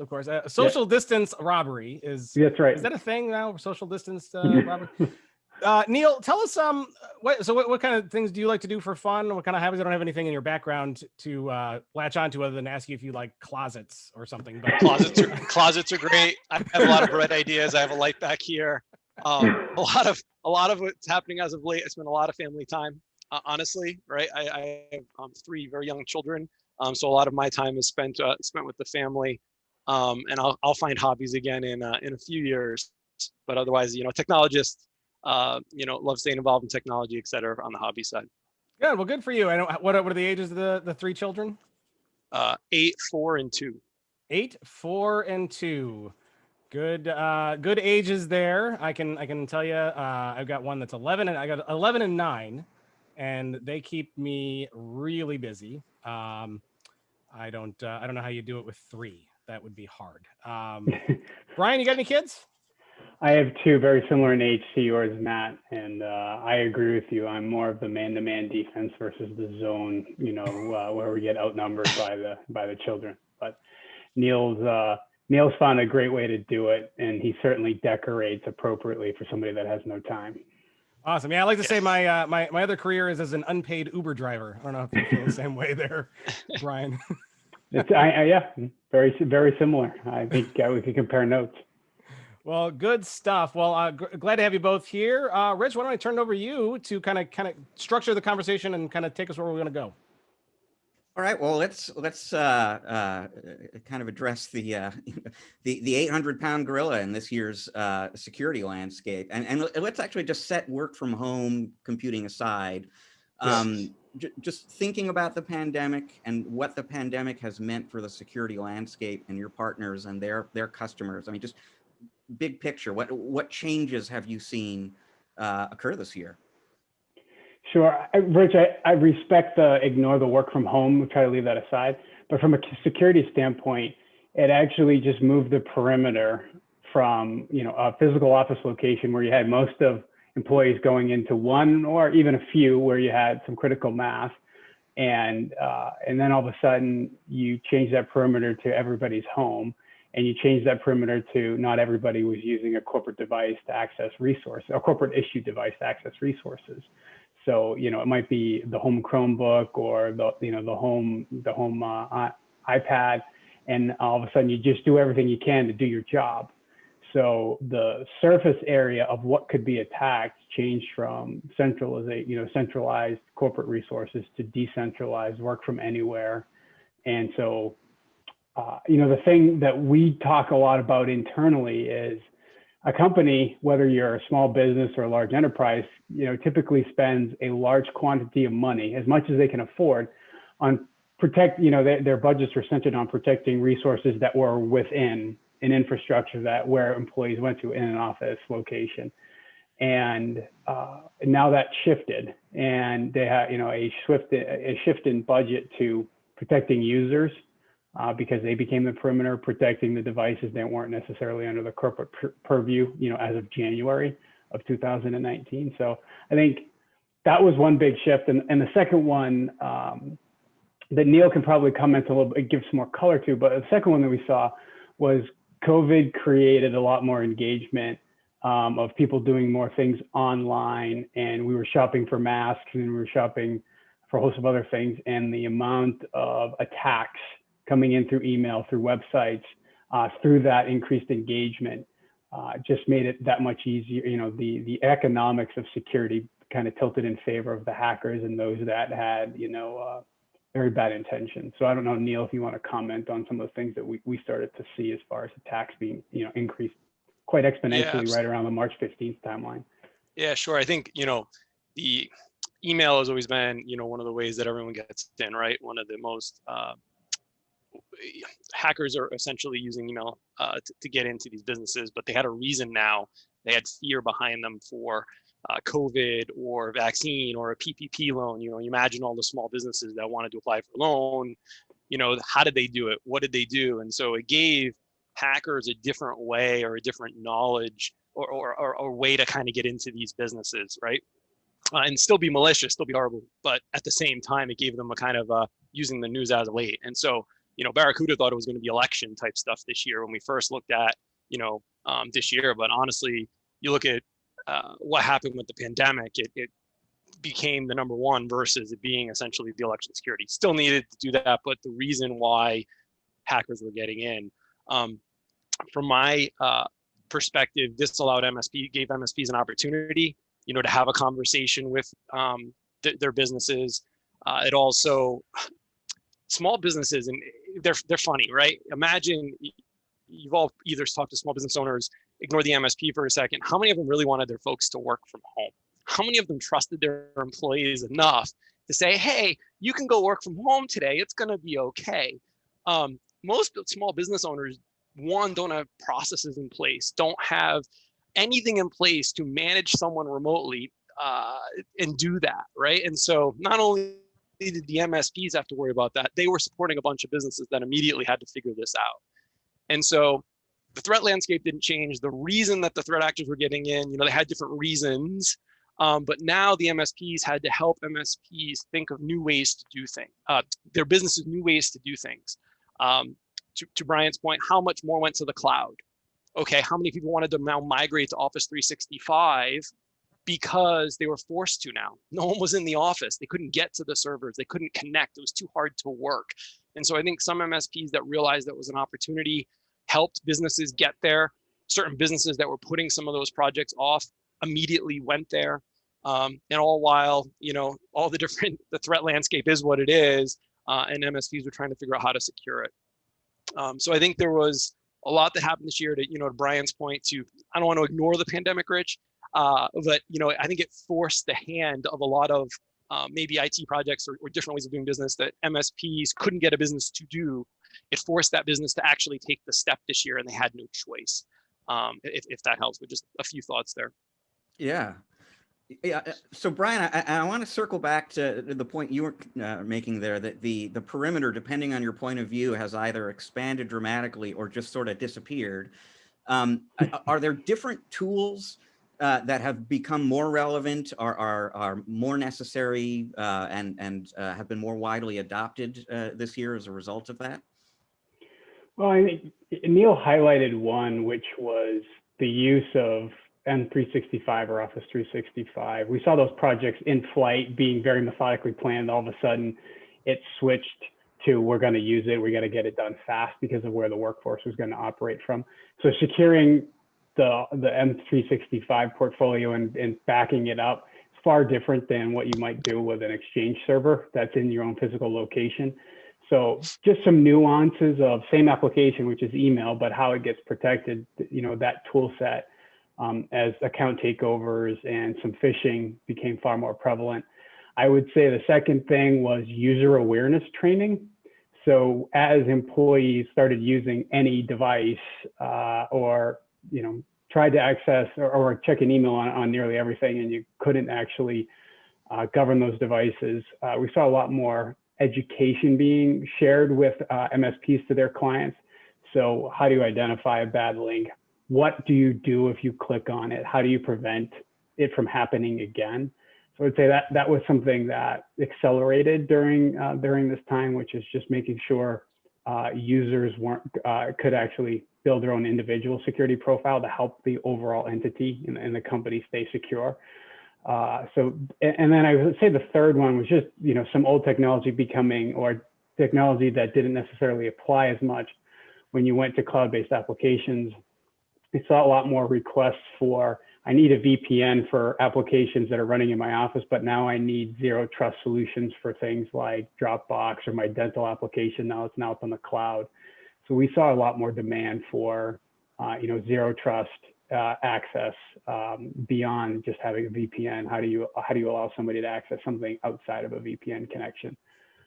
Those are a couple of examples where I think the transition there was a transition, there was just same application, different technology, and then some newer stuff acceleration on the user awareness side.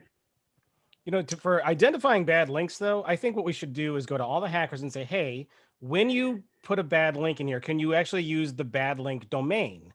So it could be like, you know, this is facebook.badlink.com. Then we'll all know, right? Yeah, I think it would be great for them to explicitly tell us that. What's the scary part is when they use good links, but they're watching your keystroke.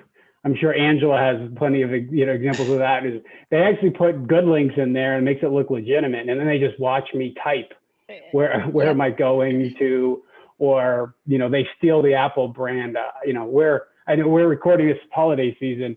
I can't tell you how many emails individuals are going to get from Apple support or Microsoft support or one of these Google support that aren't from any of those locations. And I'm going to freak out, or a user's going to freak out because they're going to say, I didn't mean to buy the $100, subscription to, this magazine. And it says, click here for me to return that purchase. And guess what I'm clicking on? I'm clicking on something that's going to give them access, and then you give them access to either my computer, which will give them access to a network the next time I go to one, or maybe they're just going to put something on my machine to watch me type in my username and password to the bank account when I Venmo somebody for purchasing a Christmas gift for my kids. That is scary. That is scary. I remember for a long time I was getting calls from Microsoft support to tell me I had a virus, because Microsoft, of course, is going to call you if you have a virus, right? Please. Yeah. The practitioner's perspective of what you see on those, I think it's funny. I don't think hackers necessarily they don't necessarily try to hide the initial, you're getting a Brian's opinion. They try to give you good things to do, and eventually they're just watching. And we assume that there's no patience. There's probably far more patience in that community than anybody gives it credit for. And I there really is. Yeah. Angela has the best perspective. It's I see a lot of that in a lot of my initiatives right now are around supply chain and living off the land attacks that are happening within the supply chain. And I kind of equate hackers to marketers. It's just, they're just sitting there now. It used to be that they would just jump in and then they would just lock you up and ask for your money. Now it's, I'm going to just sit there and see what I can find. And then once I've collected as much data as possible, then I'm going to ask for your money, and I'm going to go ask other people for their money too. So it's it's a crazy landscape right now, and it's not even just limited to emails these days. I mean, I get texts almost every day that's your package has been delivered, or your order is on hold, or various different things. And 6 months ago it was health alerts, people who have COVID in your area, or things like that, things that are very easy for the untrained brain to say, oh my gosh, I got to fix this right now. And the user awareness piece of it is really, really critical right now for consumers, for employees, for MSPs, and we're the distributors of that information and those best practices. So it's a heavy responsibility, but it's very critical. Neal, so the partners you work with are the folks on the front lines trying to deal with all of these challenges that we're talking about here. So I mean, what kinds of issues have they been coming to you with? Requests have they've been making? What kind of help have they been looking for this year? And is that different, at all from typical years? Yeah, sure. I don't necessarily know if it's a little bit different. So yes, it's the short answer. So to Brian's point, not to repeat, a lot of firewalls on the VPNs, like SSL VPN, getting access to maybe some resources that they can't move to the cloud. Customers won't move to the cloud. We're seeing a lot of requests for cloud security, for Office 365, right? Backup data, people are migrating. Email security, now that more and more is being done by, we always did a lot by email, but now everyone's remote, everyone's communicating. How are they communicating, right? A lot of email, sending stuff back and forth. And so you've seen increased adoption of a lot of the email security portfolio that we have. And then in addition to, on kind of our Barracuda MSP portfolio, RMM, you're starting to see third-party patch. How do you secure some of these devices? And so we're seeing partners request to kind of upgrade their security stack, right? Security has been pushed front and center. As an MSP goes to market, they're evaluating their tool set, how did their tool set work when everyone was on-prem versus how does their tool set work now that more and more people are remote. And so we're kind of helping them in those kind of three areas, right? Email, remote connection, and then on the management, how do they manage these devices that pre-pandemic weren't managed devices, right? They weren't controlled by the MSP, but now an MSP has to figure out how do they manage the unmanaged, or how do they help these users that are working from anywhere kind of keep the business that they support running. So a lot of great opportunity, a lot of great conversation with partners. Yeah, and you guys are kind of unusual in the industry. You are first and foremost, security and data protection, but you actually have an RMM tool as well. I mean, has that become more relevant this year? Has the have the advantages maybe of getting your RMM software from a security company been more relevant for MSPs this year, now that they're looking to manage these highly distributed endpoints across all these different home environments? Well, I appreciate the leading question. Of course, the answer to that is yes. To have an RMM that has a security focus with everything going on, absolutely an advantage for the MSPs. There's a lot of capabilities within our RMM, such as the security assessment that allows them to continually assess the security posture of the end users and the businesses that they support, just to name one.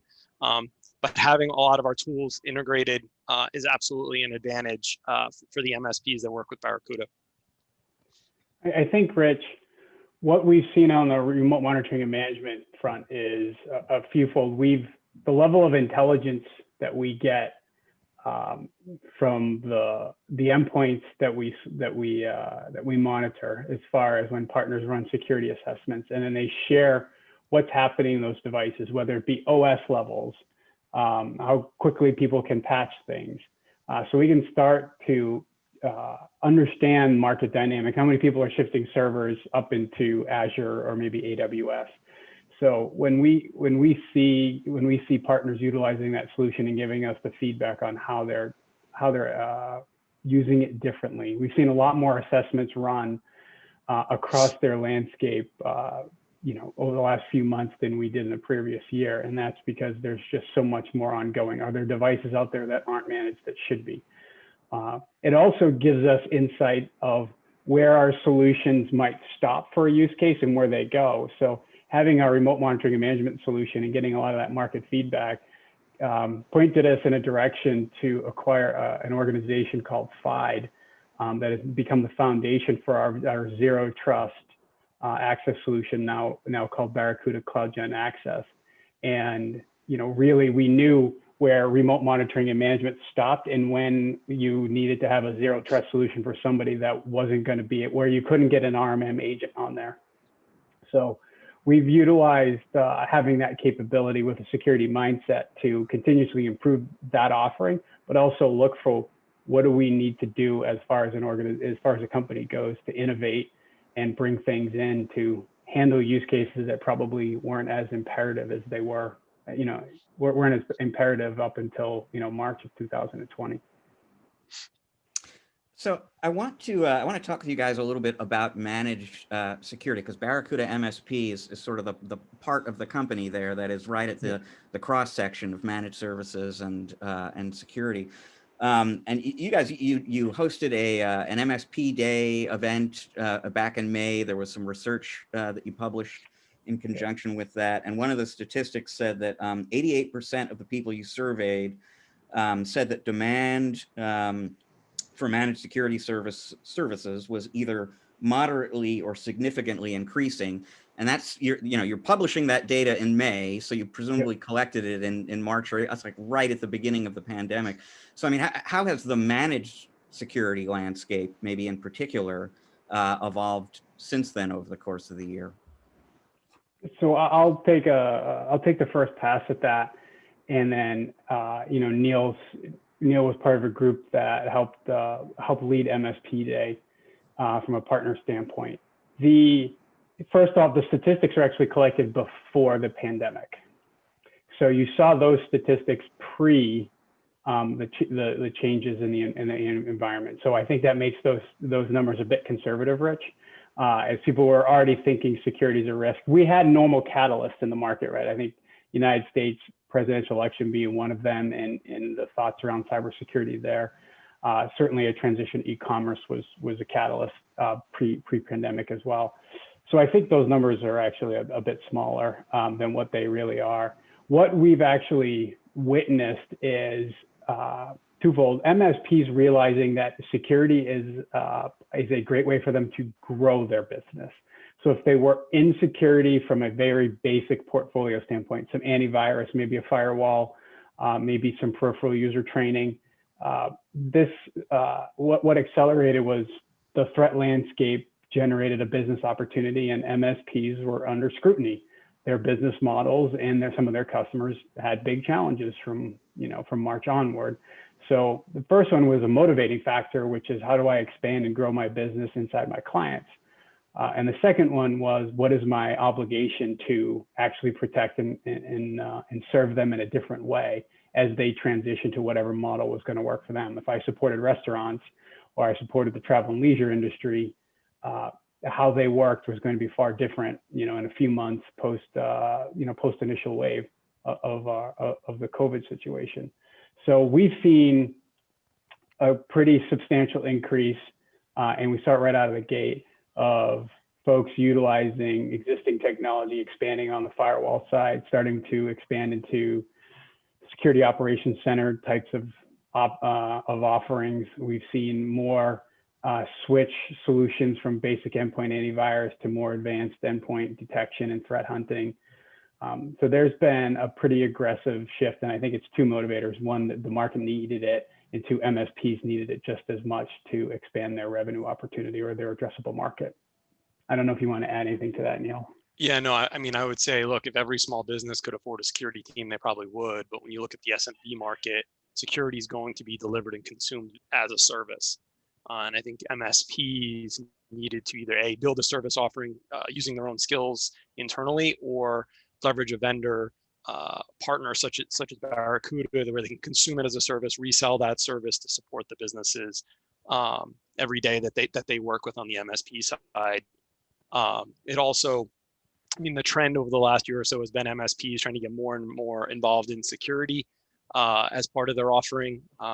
So I think this forced some of them again to make a change in their business. How do I be more relevant, and how do I protect the businesses that I support? But I think it's twofold. SMBs will consume via a service, and how do vendor partners like Barracuda work together to kind of deliver a service to the MSPs, or enable the MSP to build a service around a product offering or a service offering that a vendor partner is selling to them. So there's a technological component to security that I absolutely think is evolving as we go forward. What about, I want to kind of build off something that Angela said, though, because she was talking a lot about how users are also kind of like the forefront of security risk, right? It's not necessarily the server on the network. It's a human being sitting in the desk looking at an email that doesn't have .badlink.com in it. And I'm curious what Barracuda does to kind of work with trying to train users or make the solutions much more user intuitive and much more to communicate the risk. Because one of the things that I think we absolutely need to do, and I think Angela was kind of touching on it and saying, is we need to erode the digital trust in this country. And it's kind of sad to say, but you have to basically say, trust no one, right? Because every email that you get, you shouldn't believe that it came from who it says it came from. You shouldn't believe it came from that company. Trust nothing. How do you convey that going forward? I'll give you two examples there, Matt. One is, so in the email portfolio, we have some anti-phishing and anti-account takeover solution. And the phishing isn't just somebody portraying a brand, it's, lateral phishing, somebody trying to get somewhere in an organization to pretend they're somebody to get access to an executive or a senior level person with money.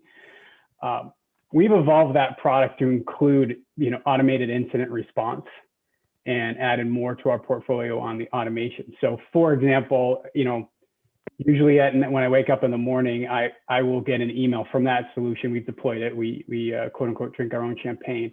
It will say, here's a notification. You were subject for a phishing attack. We removed the email, but here's what it looked like. So if you see this again and we don't get it, or if it comes from the same individual or something like that, you can be prepared for it.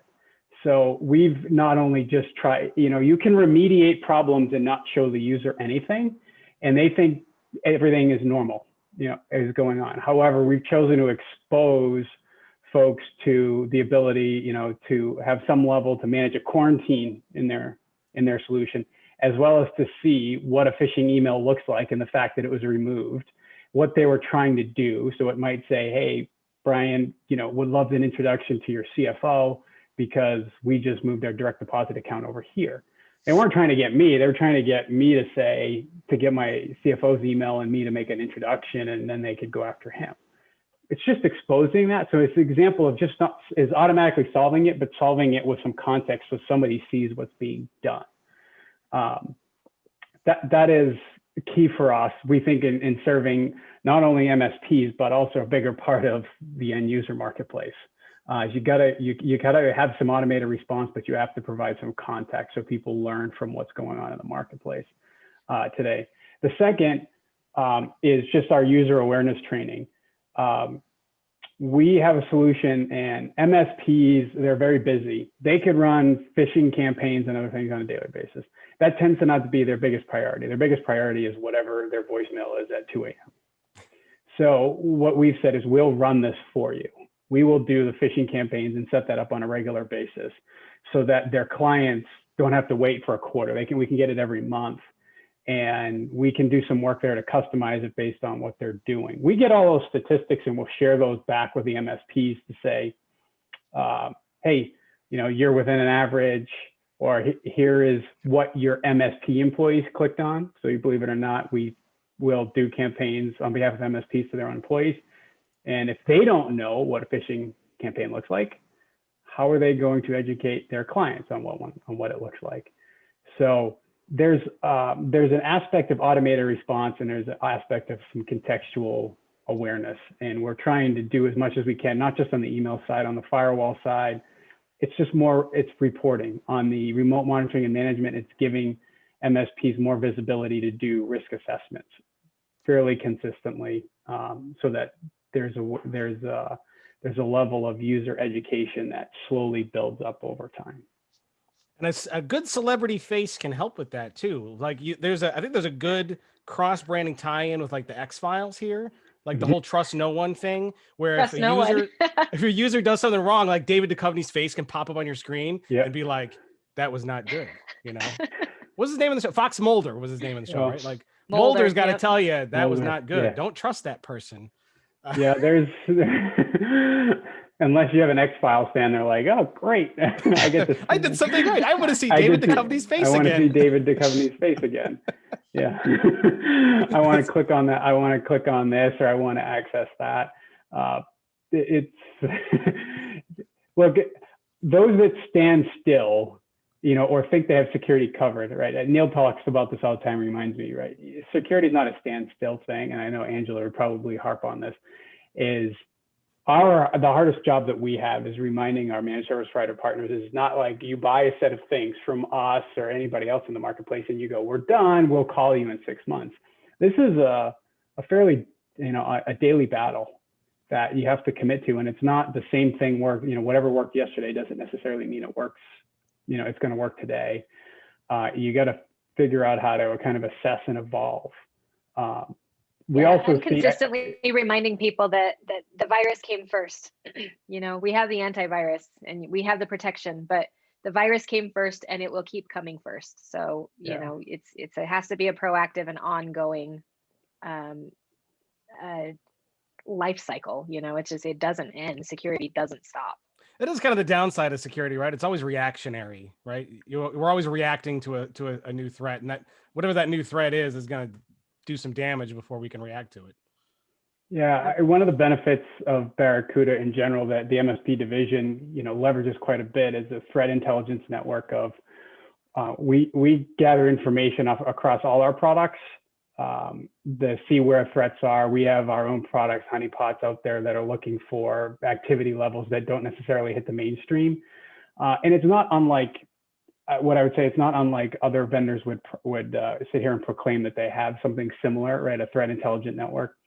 The goal for us is you have to have it, sitting inside of cloud workloads right now. You have to have it on endpoints with something like remote monitoring and management. You have to have it on networks with firewalls. You have to have it looking at applications and things that are trying to attack applications and correlate all of these threats before, they all exist independently. It's when they become coordinated and you can try to stop them before, using the analogy, before the virus replicates, right? Before it gets mutated or replicates. So the level of intelligence of having hundreds of thousands of, what I would call sensors in the marketplace to see what's going on and try to simplify that down to build as much prevention and then eventual remediation as you can. Yeah, for sure. Well, we got time, I think, for one last question. I'm going to give it to Angela. Angela, it could be an X-Files related question or some other kind of question that you think would be relevant to the conversation. Please go ahead. X-Files is not my thing. I am actually really curious to know, as you've kind of gone through this. So one of my clients, actually, I'll just give you a use case right now. One of my clients has actually deployed your user training and awareness, and actually kind of built out a system where we were able to build custom landers based on their proprietary software and actually phish them basically using their own stuff. Is that something that you're seeing an increased adoption of, and how is that playing for you, overall, especially in the MSP market? So I would say the user awareness is probably the most popular way for a managed service provider to get into the security space or expand their initial offering, because it's the least technical option that you have. It's not, you don't need a history in firewall and network configuration to get into the security space. If you want to do user awareness training, you just have to be familiar with the concept of what phishing is and how to customize it. So we're seeing a lot more MSPs transition or bulk up in security utilizing our user awareness solution. For us, the benefit is that as you start to see these things, as somebody becomes more familiar with email, they might become more sophisticated in purchasing email security technology, whether that be a backup solution or account takeover security solution. So it helps us understand it. I think from an MSP standpoint, it provides a recurring revenue stream and proof that your security posture is only as good as it was a few minutes ago. You have to have this ongoing look and purview. And I would say the last point is, it's really not arguable. You can have a very good business conversation of, we need to improve your security posture. And the small business says, I don't understand why. I just bought something from you. And then you can show them the list of, well, I think our stats like 12% employees, I don't know what it is, Neal, today, but it's 11, 13, something like that % of your employees clicked on something yesterday they shouldn't have clicked on. So it's almost irrefutable evidence. And then you just have the history. It was 11% last week. It's 12% this week. We're not getting any better. It might be time for a virtual session on individual security. So it's not even that too, Brian. It's, if you look at the MSP users themselves, there's a 1 in 10 chance someone's going to click the link. It's not even just the businesses they're selling it to. It's the MSPs themselves, which is, they do have to drink their own champagne, to use Brian's analogy, right? Like, and so this is one of those great examples where on the Barracuda MSP side, we just don't sell a product, it's a service.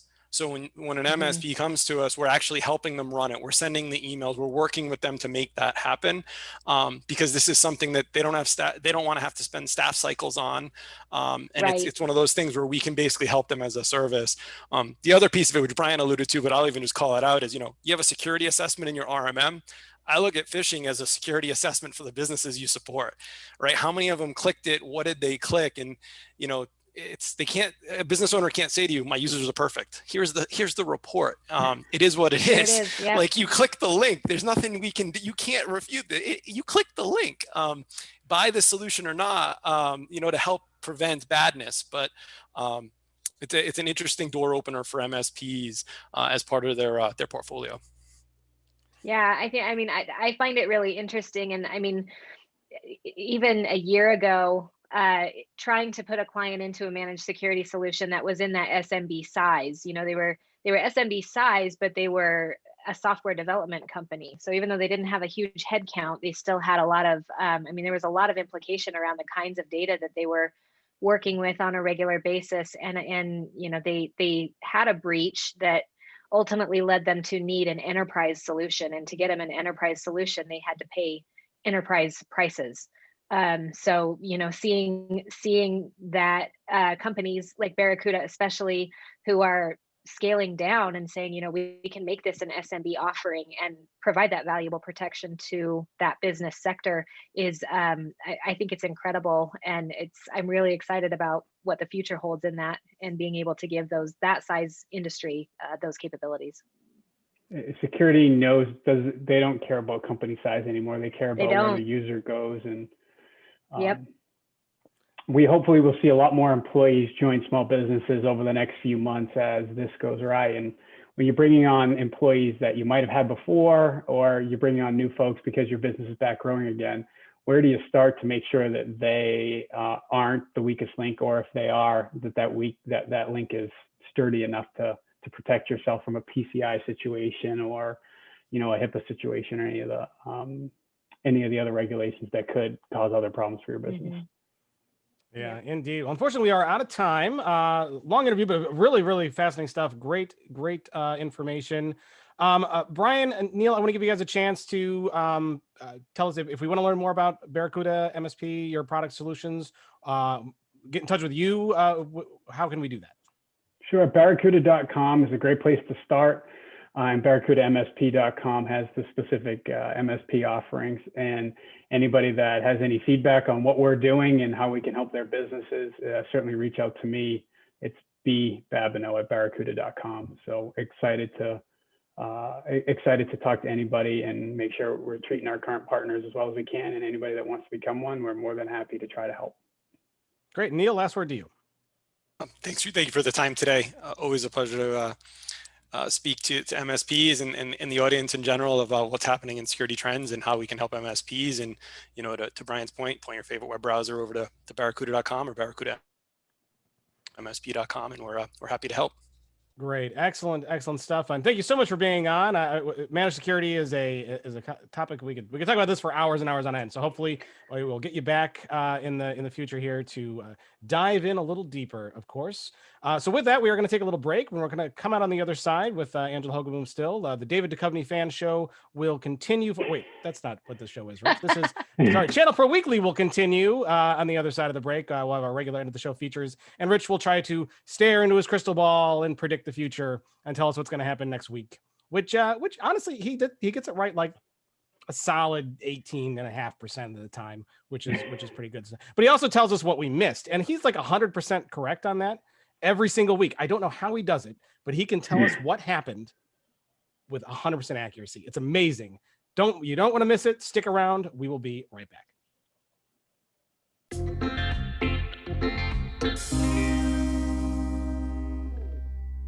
And we're back with part 3 of ChannelPro Weekly.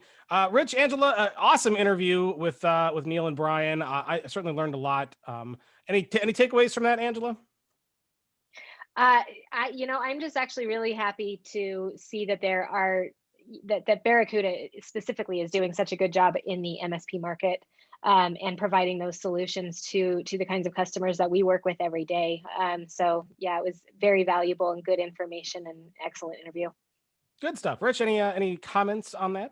I want to reinforce something Brian said that I thought was really great. He was talking a lot about security awareness training, but at one point in there, he talked about how that is a great entry point into managed security, because it kind of drives itself once you've got set up, but it is part of the security tool set, and it's a way to get started. And as also came up in that conversation, it exposes things that can lead to more conversations with the customer and more opportunities for you to help them to be more secure. So anyone in the audience who's thinking, how do I get that managed security practice going? That's actually kind of a nice first step. Yeah, indeed. Well, it's good stuff. And I know folks were a little long today, but we could talk about security. We cannot talk about security enough, I have to say. That's one of the big things out there right now that we all have to be concerned about, and we're all looking at, and we're all looking to grow in security. So that's an important thing to touch on.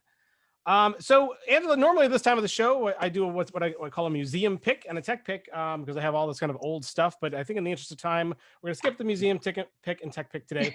So if you have any old, like, cool gadgets from back in the day, an old laptop that you hung on to, I encourage you to bring that next time so that way you can share All right. with us. But I think what we're going to just go ahead and do is have Rich tell us what we might have missed and then peer into the future and try to predict what's going to happen. Oh, Seer of Seers, tell us. Well, in terms of what happened in the past, a great way to catch up on all of that is to read our weekly In Case You Missed It post by James Gaskin. James is going to be rounding up all the news from AWS reInvent this week, a bunch of news from Salesforce beyond the Slack acquisition that they announced because their virtual Dreamforce event is going on here right now. Didn't get a ton of attention, but Avanti has purchased Mobile Iron and Pulse Secure, or closed that transaction, which kind of an interesting development. And you know what? We're talking here about security threats and pandemics and taxes. How about 100 Santas on jet skis? James has something for you about that. The feel-good story of the week, ladies and gentlemen. Looking ahead to next week, like I said earlier on, things are starting to slow down a little bit in the industry as we get into the holiday season here, but Datto is going to be hosting a virtual event next week for their MSP partners. There is a digital signage show going on. And then other than that, we're cruising on into the holidays, folks. So that's what's coming up. Very good stuff. And you know what, Rich? I do have a tech pick for this show.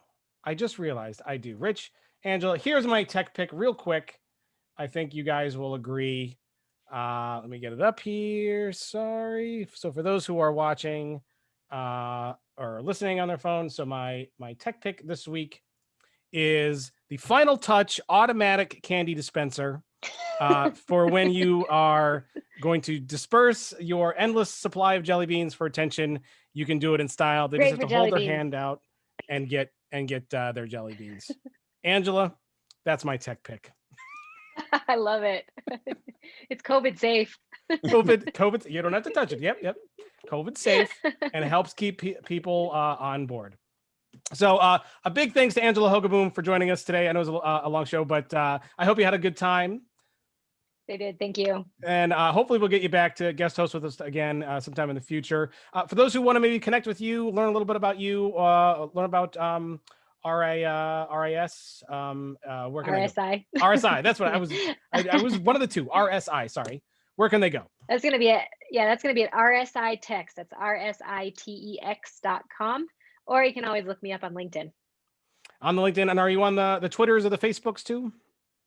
I am on the Twitter at the Cloud Chick. That's an awesome nickname. You must have gotten that one a long time ago. It's been a while. Yeah, it's been a couple years. I was really lucky. That's a whole other podcast. It was, some wine and hey, I wonder if this is available. And it was, and that's just, the rest is history. Yeah, and you can always tell like if it was gotten a while ago, because like otherwise it'd be like the Cloud Chick 4721, But if you got that yourself, you were there early. They were there. Awesome stuff. Well, thank you again so much for being on, Angela Hogaboom. Hopefully we'll have you back. And with that, we encourage one and all to go to channelpronetwork.com each and every day. That is our website and homepage.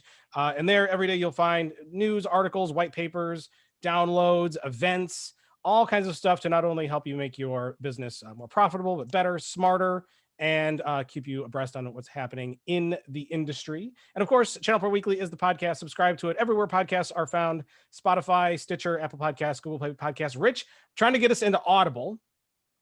I noticed we weren't there. I filled out the application. Hopefully we'll be in Audible soon. I didn't even know they had podcasts, to be honest with you. I finally went back to the gym, Rich, and like I'm trying to get back, back into that shape again. And I was listening to an audiobook, and they're like, oh, you can listen to podcasts and Audible. I'm like, no kidding. That's pretty cool. So hopefully you'll see us in Audible and Amazon Music, I believe, also pretty soon. So keep an eye out for us there. Find us on the Twitters. We're at Channel Pro SMB on Twitter, Channel Pro Network on Facebook, Channel Pro Network on LinkedIn. And what else am I missing, Rich? There's a lot. Oh, YouTube. If you want to subscribe to us, to watch our bright smiley faces, YouTube is where you can find us on our YouTube channel. Hit the red subscribe button and click the bell to get notifications so you know when we have new episodes for you. Big thanks to Angela Hogaboom, Brian Babineau, Neal Bradberry for joining us today. And we will see you all in episode 169 coming up next week. See you then.